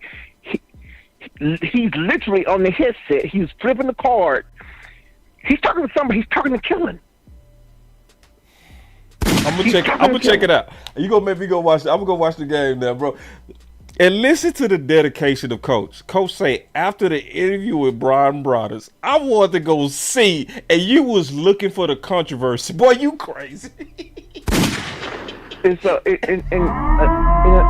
thing, guys, dude, if you don't think our voices matter, Zeke got cut because the crowd let the Cowboys know we wanted Pollard. Because for 2 years, people have been saying, "Hey, we need to play Pollard. We need to play Pollard more." They listen. It's the reason why the Cowboys are the #1 worst team in the whole world. because they do like other businesses does. I'm in the business thing myself. Mm-hmm. The business I work for, we have over 100 people that just do social media. The Cowboys do the same thing. It's the reason why their stuff sells more than anything. It's the reason why their pages is number one. It's the reason why, because they invest into it. And so your voice do matter. So when Boss Cowboy and the OC was talking about steel, once everyone else started talking about steel, Colin got released. You can go back and look at the receipts. These are facts. Now it might have took longer than what we wanted to, but it happened. Kellen Moore, same thing. Now you made a good point. The reporters on TV was not asking Kellen hard pointed questions. Never. It's kind of hard to ask a question when a guy and all the media keep saying is a 30-point average OC. Yeah. Think about it, guys. How big of a fool do you sound as a reporter? Right. Challenging an OC that's averaging over 30 points a game. So basically what you're saying is we had the courage that they didn't, basically. You know what I'm saying? We had the courage to challenge the number one offense when they did not. Yep. That's true. That's just true. That's just true. Hold on real quick. Coach, you still there? Hold on. Okay, hold on. I messed you up. Hold on real quick. I was making somebody a moderator real quick. I turned you down. Okay, I got you back up now. Go ahead. Hold on, Coach. I'm messing up. Coach, give me a second. I'm messing up. It's me. It's not you. It's me. Give me a second. I think I hung up Coach. God dog. Let me get Coach back, and then we'll take some more calls. Because I want to hear from y'all today. You know what I'm saying? Yeah. Coach, I apologize. I accidentally hung you up. Because I was trying to make somebody a moderator at the same time. Then I'm going to take some of these super chats. Hold on real quick. There we go. All right. I'm calling you back now, Coach. Then I'm going to call B Bird. Hey.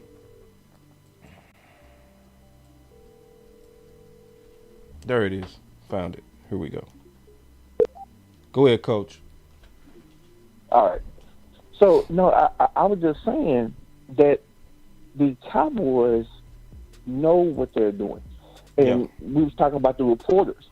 When you're in a certain position and you have ESPN and you have Fox saying how good Kellen Moore is, you're not going to lose your job. You have kids. You got bills like everybody else. Yeah. To challenge, we'll talk, think about it. So you're going to really challenge a 30-point scoring OC, because that's what he was. Yeah. Right. Yeah, exactly. In front of people, you just, where the whole community could do it, because y'all wasn't in, quote-unquote, the mainstream cameras. Right. And, quote-unquote, you have newspapers and other people paying your salaries. Right. So you could challenge that. You could say what you need to say about Kellen. Yeah. That's why Brothers and some other people on 153 The Fan was able to challenge. Brothers was the first one to really break down Kellen, that he was a collective of plays. Yeah, it was Brothers. It was. Yeah, he was the first one in main media. Yes, everybody was. And then they try to get him pushed back. But Brothers, like he always have done, stuck to his guns. Hey, Coach, let me get to these super chats, man. They starting to stack up on me, and then I'm gonna take some more. I'm gonna call some people back, but man, appreciate it, Coach. Because now, I gotta get. Yeah, that was Coach Q, man. Let me get to these super chats real quick. Let me catch up on it. And Pastor Douglas, we need to do a show too. We go talk after the show, because you was also somebody that was day one against Kellen, and we just do a show anyway. Me and you, period. So. Coach Moore said with a $2 super chat, my call about Kellen started a fire boss. I know you missed it, but you were missing for that, Coach. Yeah, you did. You started a war with that. And then M said with a super chat, real talk, feel like we all won. We actually did all win. You right, Am. Like the whole community won because it really showed the value of the community. Because what was really going on is the content creators was the real people that was warning, even over the mainstream media. If anybody been really paying attention, that new media is a real thing. And what happened with Brian Broaddus, Brian basically confirmed that we are new media. He didn't treat us with that type of respect if we didn't deserve it. Cause Brian, we all heard Brian on the radio. We know he's a man's man.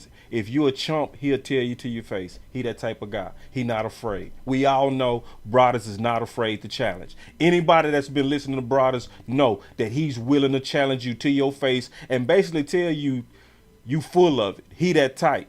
He's respectful, but he's also a man where he'll speak his mind. He is with the shit. He always is with it. Bring real back. He be speaking his mind. That boy with the shit.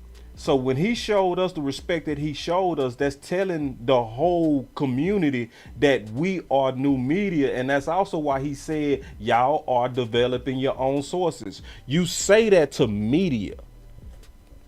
He said basically we are media. He said over time you guys are going to continue to develop your own sources. Because he showed us the respect of media. So what's crazy is Broaddus showed us more respect than sometimes the executives do in the chat. So if he showed us love and respect and honor and treated us like a peer, did he come in here with arrogance? Did he come in here like Broaddus hit me up after his surgery and was like, man, I really enjoyed it. It was because of the executives. It was because he enjoyed himself and he respected us. So why shouldn't everybody respect what we all do? The work that we put in. We respect him. He respected us. We disagree with him. Sometimes he's going to disagree with us. But he was a good display of how to disagree, how to talk about it. And even if he changed, it's nothing wrong with changing. If somebody makes a good case, you should change. And let's talk about what happened. He listened to my video. That's what happened. He listened to my video and he said, I want to talk about it. That's what happened. And he was willing to change. Or even if he didn't change, he better explain what he meant. So either way, I don't understand how anybody been, tripping off that DNA. I'm just not. It's cool that if you are, that's your prerogative and that's cool. No disrespect to you, but I'm just not tripping off that, just honestly. So catching up with these super chats, I still got some more here. Let me catch these things up. We're going to take some more calls because I want to really talk to y'all today. I want to talk to as many of y'all as possible. He said he was a punk. That's why he would shrink in big games. He talking about Kellen Moore. Yeah, that pissed me off. Like, he quit? Kellen quit on us, period. It was personal. And see, now it makes sense when you think about the stuff that 11 run attempts in a row.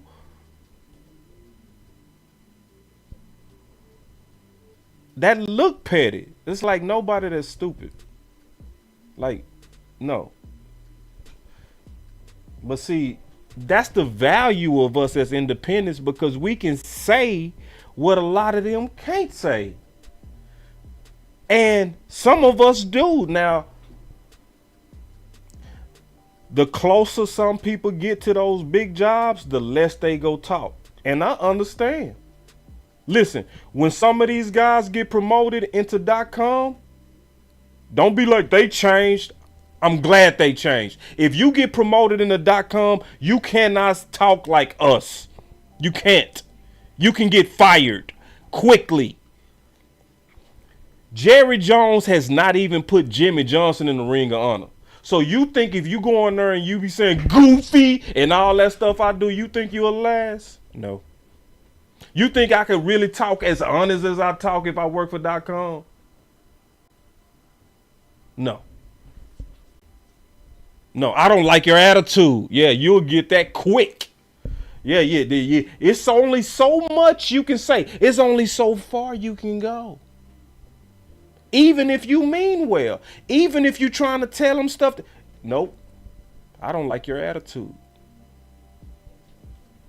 So let me keep going. My boy with another super chat, he said, bang, man, appreciate the super chat.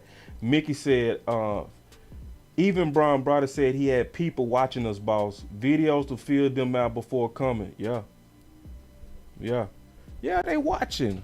Yeah, I mean, Brian literally said they are watching the final word. They are watching Boss Cowboy Sports. They are watching it. So for people that really think we don't matter, so guess what? All the people that called in today, you probably was heard today from them or somebody of influence. Everybody, every one of your voices that got in today, you probably was heard by, likely heard by somebody influential, for real. The Cowboys crowdsource, they did that when was looking where to build Jerry's world and where to build the star. The people pay to check trends, exactly. So they do check the trends, and it's real. Like, some people do think it's a joke. They think it's like, nah, it's haha. Nah, it's real. Like, you check on every day what's important. So if they are checking on the trends of what Cowboy Nation is saying, that means what we're saying is important. So Pale Moon said, boss, do you find it weird that head coach doesn't seem to want much to do with the offense? It wasn't weird, and it made sense because I wouldn't want to do with no offense I don't believe in either. You know what I mean? Like, Mike McCarthy didn't believe in option routes, so why would he take it on? He had to leave that dog to die by himself. He had to. Jerry and Steven tied Mike McCarthy's hands to Kellen Moore. That's what happened. And then Amp said with a super chat, real talk, we can expect the organization to be aggressive and all in if we aren't. Exactly. Ooh, boy, Amp, that boy Amp cooking. You are cooking. Man, that boy Amp is cooking. Yeah, right. Perfect. Like, how can we, they need to be all in. They need to be all in. And then we say, share the content. I'm tired. I can't hit a button. I can't share. My finger hurt. But we need y'all to play tough. And we need y'all to be willing to die and break a neck for my fandom. I need you to be a warrior. Can you share the content?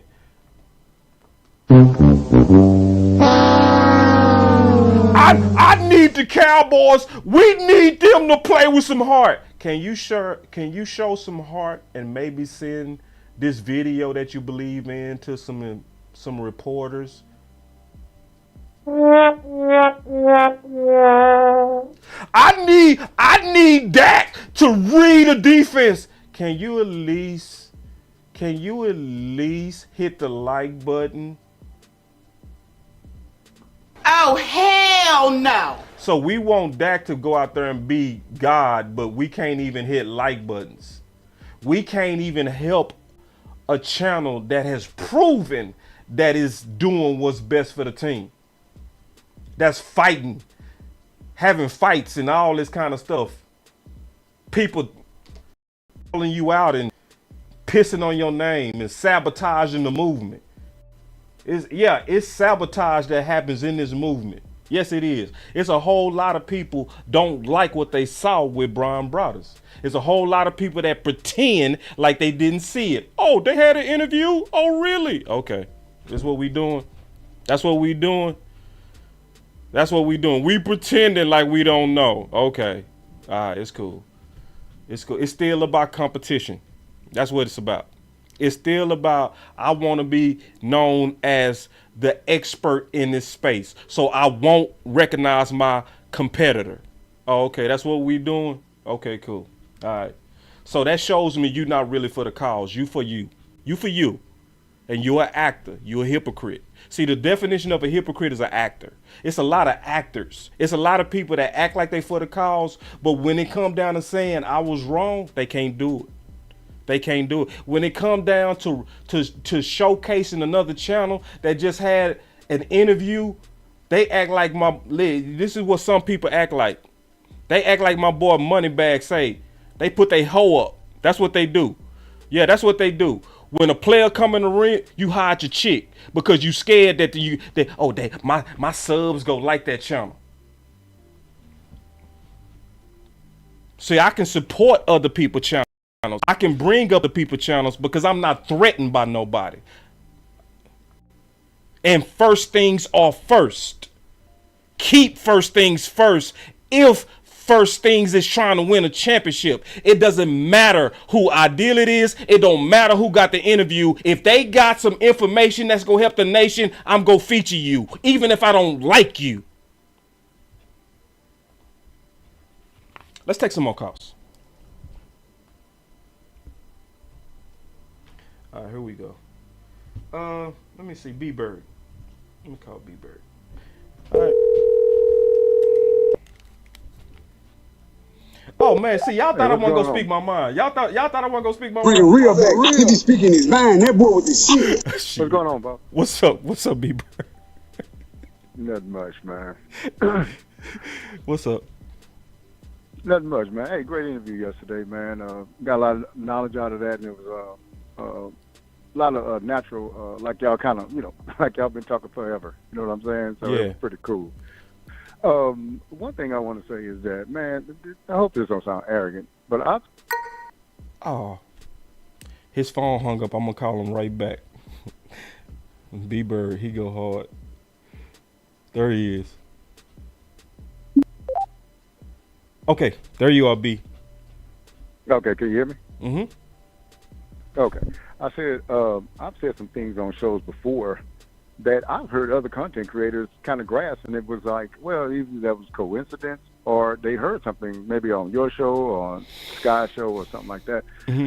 But I have no problem with that because I just want the idea to get out there. Right. And so I don't care about who gets the credit for it. Now, on y'all level, you do kind of want credit for it because y'all are in the business part of it. You do kind of want somebody, but really, but naturally, you want the idea to go up. And so that's why you put these ideas out there, because it could be something that the people think that they know everything. Like, well, they must know this. Some things they don't know. Right.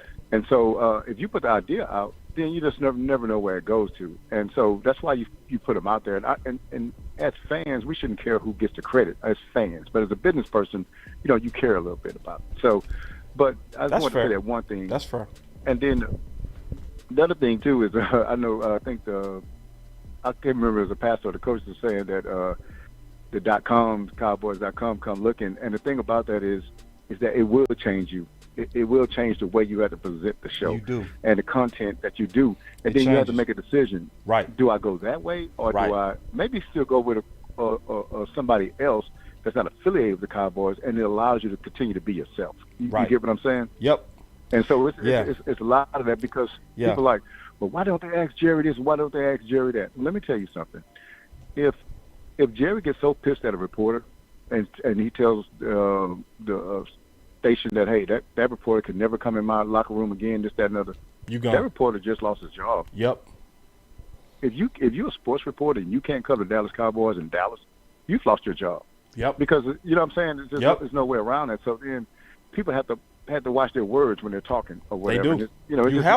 It is just what it is. You have can't go to. that disrespectful. Yeah, you can't. Like Brian Broaddus, he told this story on the radio a lot. So when I say what he told me, pre-show, I'm not saying nothing that he ain't already said. But we was talking pre-show, right? And he was sharing with me some of his war stories, right? He told his story on the radio, so this ain't new, but it might be new to some of y'all. But he was like, he said, hey, he was doing this thing and telling the truth about Jerry, how he saw it, right? And he said, he was walking down the hall and he saw Jerry. And he said, hey, sir. And Jerry stopped and said, you've been killing me on the radio. You have been killing me. Right? But he said, but you're fair about it. And walked off. See, the other part I ain't never heard. But Brian told me, he said, I immediately went to my office and I almost threw up. He said my stomach started. And I started looking at it from his point of view. Yeah. I got to support my kid in college. You know what I mean? I got a mortgage. That's correct. And me being honest based on how I see it. could hurt my kids' college, could hurt me from paying a mortgage. So I'm going to soften. And that's why I'm saying, people, when they get jobs at .com, you have to. If you ever see me at .com, I would be different. Just know that. That's correct. Listen, I know your boss used to be real. I'm not real no more. But I'm real rich. I ain't real no more. I can't. So let me say it, but I'm gonna say it a lot softer. I'll be like, well, That's correct. You know what I mean? They use techniques like they call it a sandwich bee bird, to where you start with the good, talk about what's bad in the middle, and then finish it off good at the end. That's a sandwich. You put the, Well, that's my wife's a teacher, and that's how she gives out. She talks to a kid. That's what she does, or talk to a kid's parent. Yep. That's what she does. A sandwich, right? Yeah, give them the bad stuff in the middle, then soften it at the end. Yeah. Well, look, I'm gonna tell you something, man, about just the coaching staff and Kellen Moore. Mm-hmm. It's something I thought about because my son's out of high school now, but back when he was in youth league, and I want you to remember this because this is youth league. They say, hey, we want you to coach this, that, and other. So I was helping out coaching. I knew some of the guys on the coaching staff. And then I ended up being defense coordinator. So I said, man, okay, I got to institute this new defense. So I was reading some stuff because it's youth football. And I wasn't really familiar with it. So in reading, it says there's something that's interesting. It was just talking about how to, for a head coach, how does he pick? Now, we're talking youth football here. How does he pick his coaching staff? Mm-hmm. And it said something there. It said pick family and friends to be on your coaching staff. And I was like, that can't be right. And so then he goes on to explain. He said, you pick family and friends because they're closer to you and they won't stab you in the back. He said, if you go get players, dads and other folks you don't know, when you're not there on those days, they'll be making plays like the days that you missed. They'll be making plays and doing other kind of stuff while you're not there, instituting things because they have no affiliation with you. They have no loyalty to you. He said, but family and friends, they got to live with you forever. So if they stab you in the back, they got to see you again. So what it was, it made sense to me because that actually happened. You see guys that wasn't really affiliated, they would do that. Well, Kellen Moore is not affiliated with Mike McCarthy. Mm-hmm. And so that's why you let your head coach hire the offensive coordinator, defense. You let them hire all of them because now if they hired him and remember, he's the way he got them salaries and all that kind of stuff. They got this job because of him. Now they're more, loyal to him. That's why that's why he couldn't tell Kellen Moore anything. And it was the Joneses because of the way they went, the hierarchy that they did. They put Kellen on Mike McCarthy from Jump Street. And I was one of the first ones on Sky Show. It's like 2 or 3 days after Kellen Moore got hired. I said, well, they're going to keep after Mike McCarthy got hired, they said, we're going to keep Kellen Moore on. I said, I don't like that at all. Yeah. And people like, oh, no, he agreed with it. I said, there's no way an offensive coach is going to take on a young offense coordinator and allow him to run his offense. I said, that's forced on him. And I got a lot of pushback. But then it came back. Yep. And I started coming out, and people started thinking, no, that's right. Why would he ever do that? And you see all this stuff. I knew it from Jump Street. Yep. And so that's what I was just wanted to tell you about. But I want to say one thing because it is a freestyle, right? Yeah, it's freestyle. So remember, I couldn't talk to you the other day because I heard a great show you had about bus drivers and gunslingers. Man, I had my grandson, and we was in Walmart, and he was looking for toys, and I couldn't get to the phone. I said, boy, I really want to call in. But one of the things I wanted to say, man, is this. And I put in the chat that day, 2014 was one of my favorite years. The reason why, this is what I think the perfect scenario is. You want a gunslinger that you allow to be a bus driver. Yes. Because at some point in time that year, I get it. Some point in time that year, you might need him to gunsling. Yep, I get it. But if you just have a bus driver, he can't gunsling. He can't gunsling. And see, that year with Romo, he never had the gunsling but a couple of times. Yep. But we ran the ball and play action pass our way and should have got past Green Bay that year. Facts. But we have the same setup now with a gunslinger. Yeah. I'm talking about, I ain't mean gunslinger. I know what you mean. I know what you mean. Somebody can throw for 350 and 5 touchdowns if we need to. Yeah. But we got that, but that don't mean you lean on that. Right. That means that we have that to us, available to us if we need it.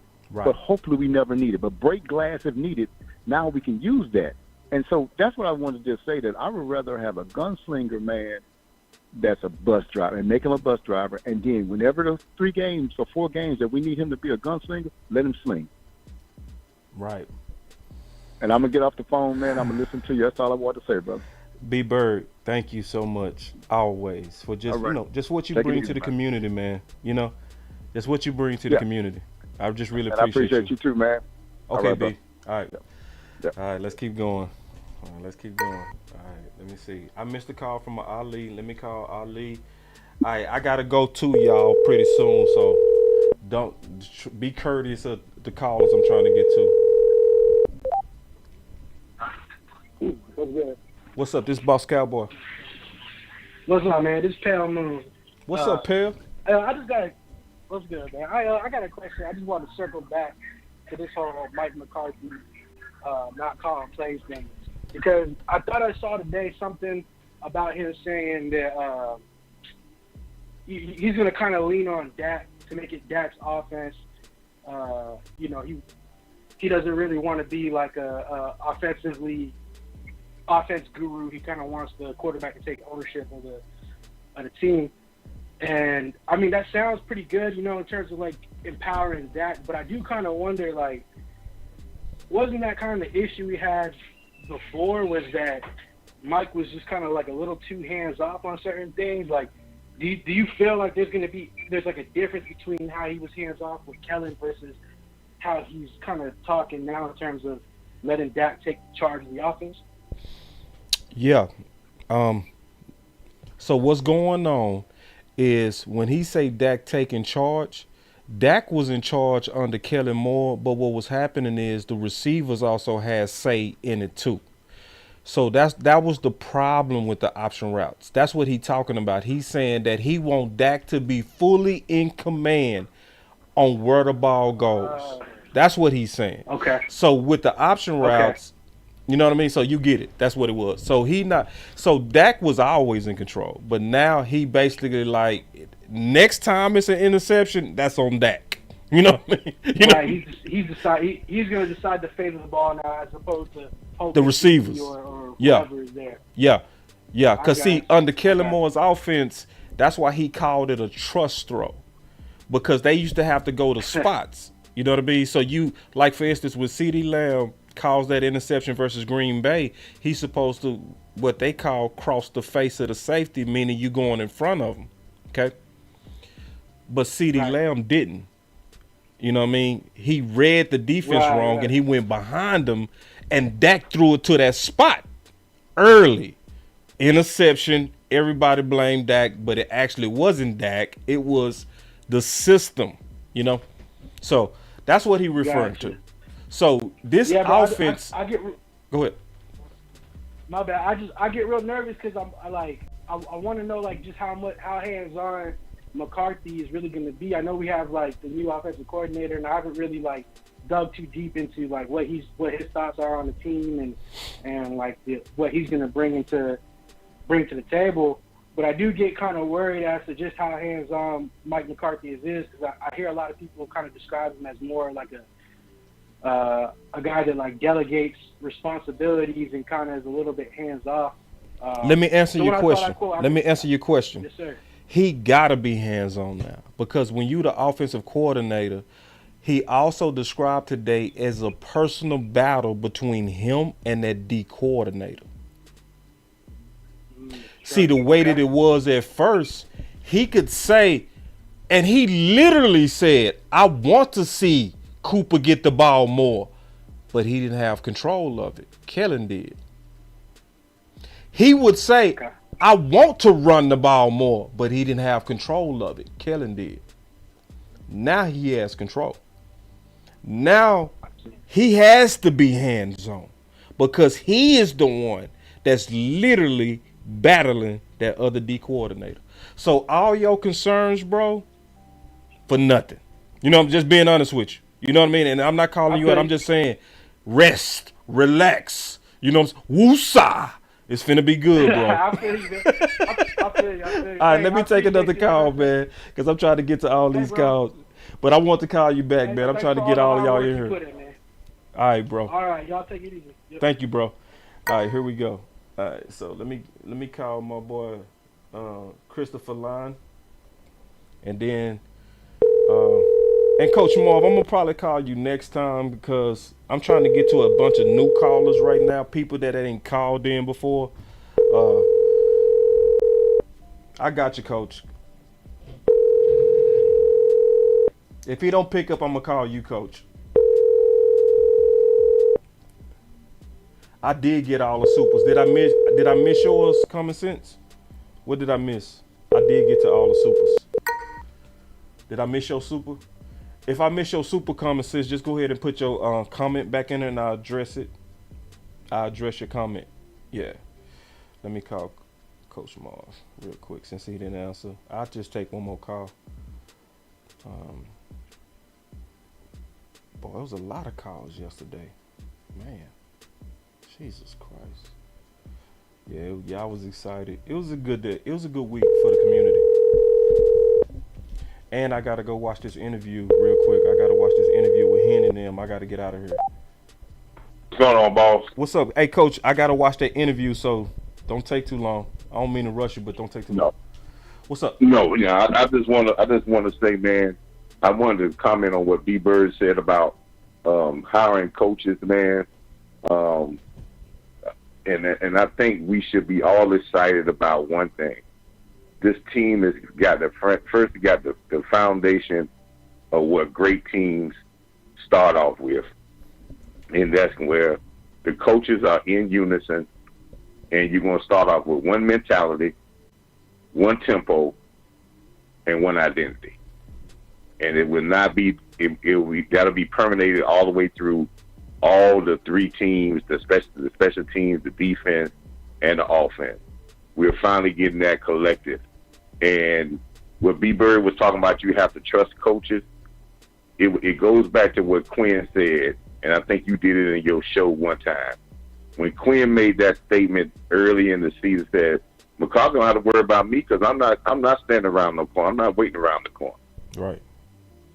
That was a message that now, as time goes on, that was a statement that he said where I believe that he felt that someone else was standing around that corner, and he didn't have, and McCarthy didn't have to worry about him.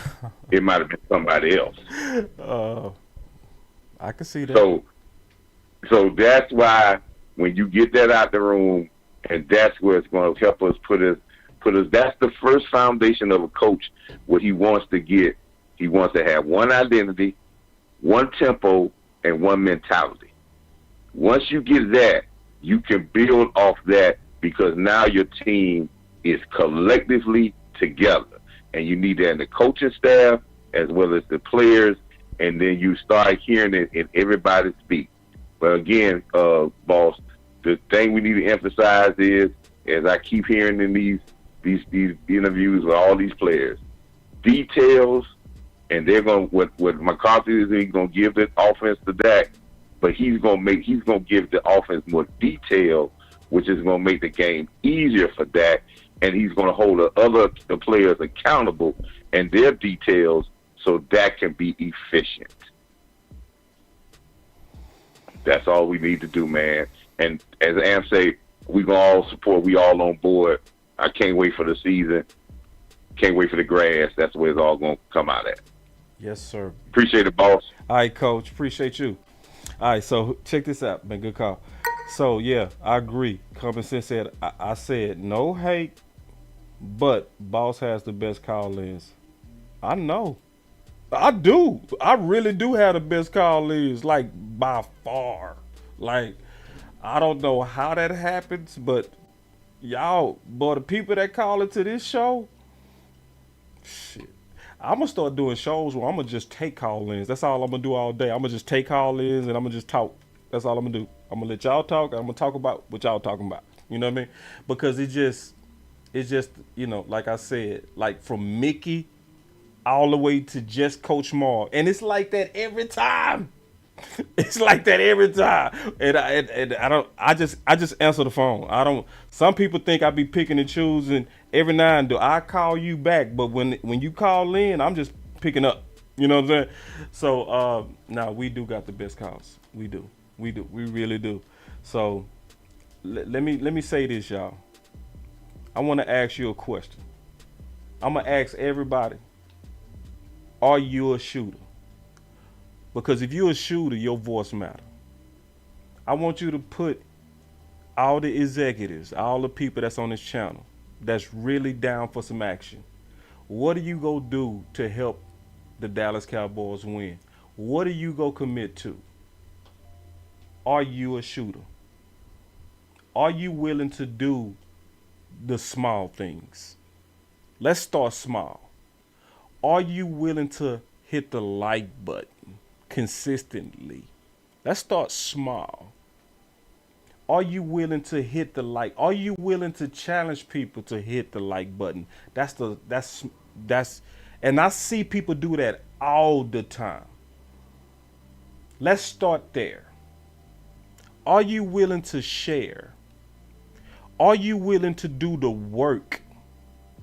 Are you willing to call, to text me, to tweet me ideas? Are you willing to have a logical, like Spock said when he was on Scott's show? He said, think it through. Do you give your ideas thought? Do you give are you a shooter?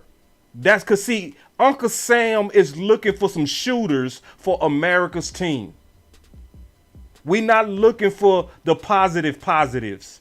The people that only show up like cheerleaders and go Cowboys, go the Cowboys, they're gonna do great, and I believe in Dak, he is amazing. And then we say hit the like button and then we don't hear from you no more. Or you get a show that you heard that you knew was telling the truth about Kellen Moore, and then you just turn it off and you don't share it with nobody. You don't share it to your Twitter. You don't share it to no Facebooks. You don't do it no Instagram. You don't do no super chats. You don't do no cash apps. So are you a shooter? Are you a person of faith? Real faith. I ain't talking about that fake faith. Because, see, it's a lot of fake faith. See, fake faith is the hope people. The people that Gavin was talking about. Yeah, the people that cape for them Joneses. Yeah. Those people. Now, we ain't talking about that. We talking about people that really want to take action. People that are actually tag people. People that are sending this to Will McClay. Not this particular video. No, please not this one. But something to where you know, we did a video talking about Kellen Moore was stubbornly running right at Allen and Payne. And y'all know we showed, because we showed it by the film. We showed by the film that he kept running at the best strength of Washington. So talk is cheap now. We just saw Brian Broaddus hit me up because of you. So if you still saying your voice don't matter, let me just be honest. You don't even want it to matter. You just want to be a cheerleader. I'm going to just be honest with you. If after what you saw these past 2 weeks, between what we saw with West Coast, Henny, Landlord, all those interviews and confirmations ups and down, you believe you don't matter. So I'm gonna challenge everybody. Let's take it up. Let's not stay the same. Take it up. Let's take it up a notch. If you're an executive of this channel, let's take it up a notch. Let's do more. Let's research. If you find stuff and you like, man, boss was talking about this, this could help. See, I know we got more shooters. I told somebody today, Santana, I told my boy Blackwell today, I say Big Santana a shooter. He a shooter. He said, I'm a shooter, but I can step my game up because I know my voice matters. Yeah. You saw it firsthand. See, Big Santana, you know what's crazy? People that don't share, they'll never experience what happened with you. Because you stepped out there and you shared. You the reason. It wasn't even me. It was Big Santana. And brother said, you got some spies over there. I said, no, brothers, I got shooters. Everybody around me shooters. Ain't no telling who was shooting. So, man, let's get to work. Talk is cheap. And I agree with Amp. Amp said it best. Let's stop telling the Cowboys to be all in if we not even willing to hit like, share, and put a couple of dollars into the movement. Let's just stop the talk. So that interview is going on right now. That's why I got to go. But we got some more interviews coming. So y'all stay on the lookout. We got some fire interviews coming. We not going to say it yet. We going to keep that as a surprise. But trust me, it's going to be on the level of Brown Brothers. It's going to be like big boys and girls. So we not playing around. You know, they already booked. And they excited. They're very excited to talk ball. And a lot of those people really love what we do over here with Boss Cowboy Sports and when we come together with the final word. So let's just keep working. Let's keep first things first. Yes, it's going to be haters. It's going to be snakes. But that comes with it. We all swimming in the same lake. And when you swimming in a lake, you go have snakes. It's just what it is. We ain't worried about that, though. We worried about the mission. Let's stay true to the mission. Let's stay true to putting these ideas out there. Let's go.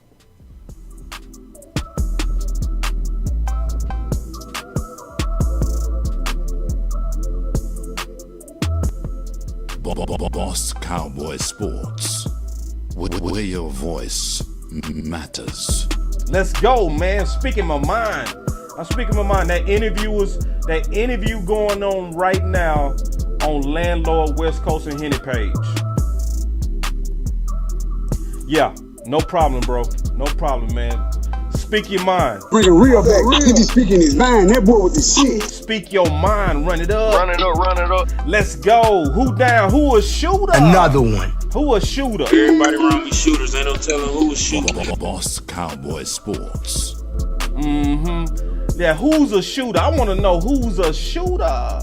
Everybody around me shooters. Ain't no telling who was shooting.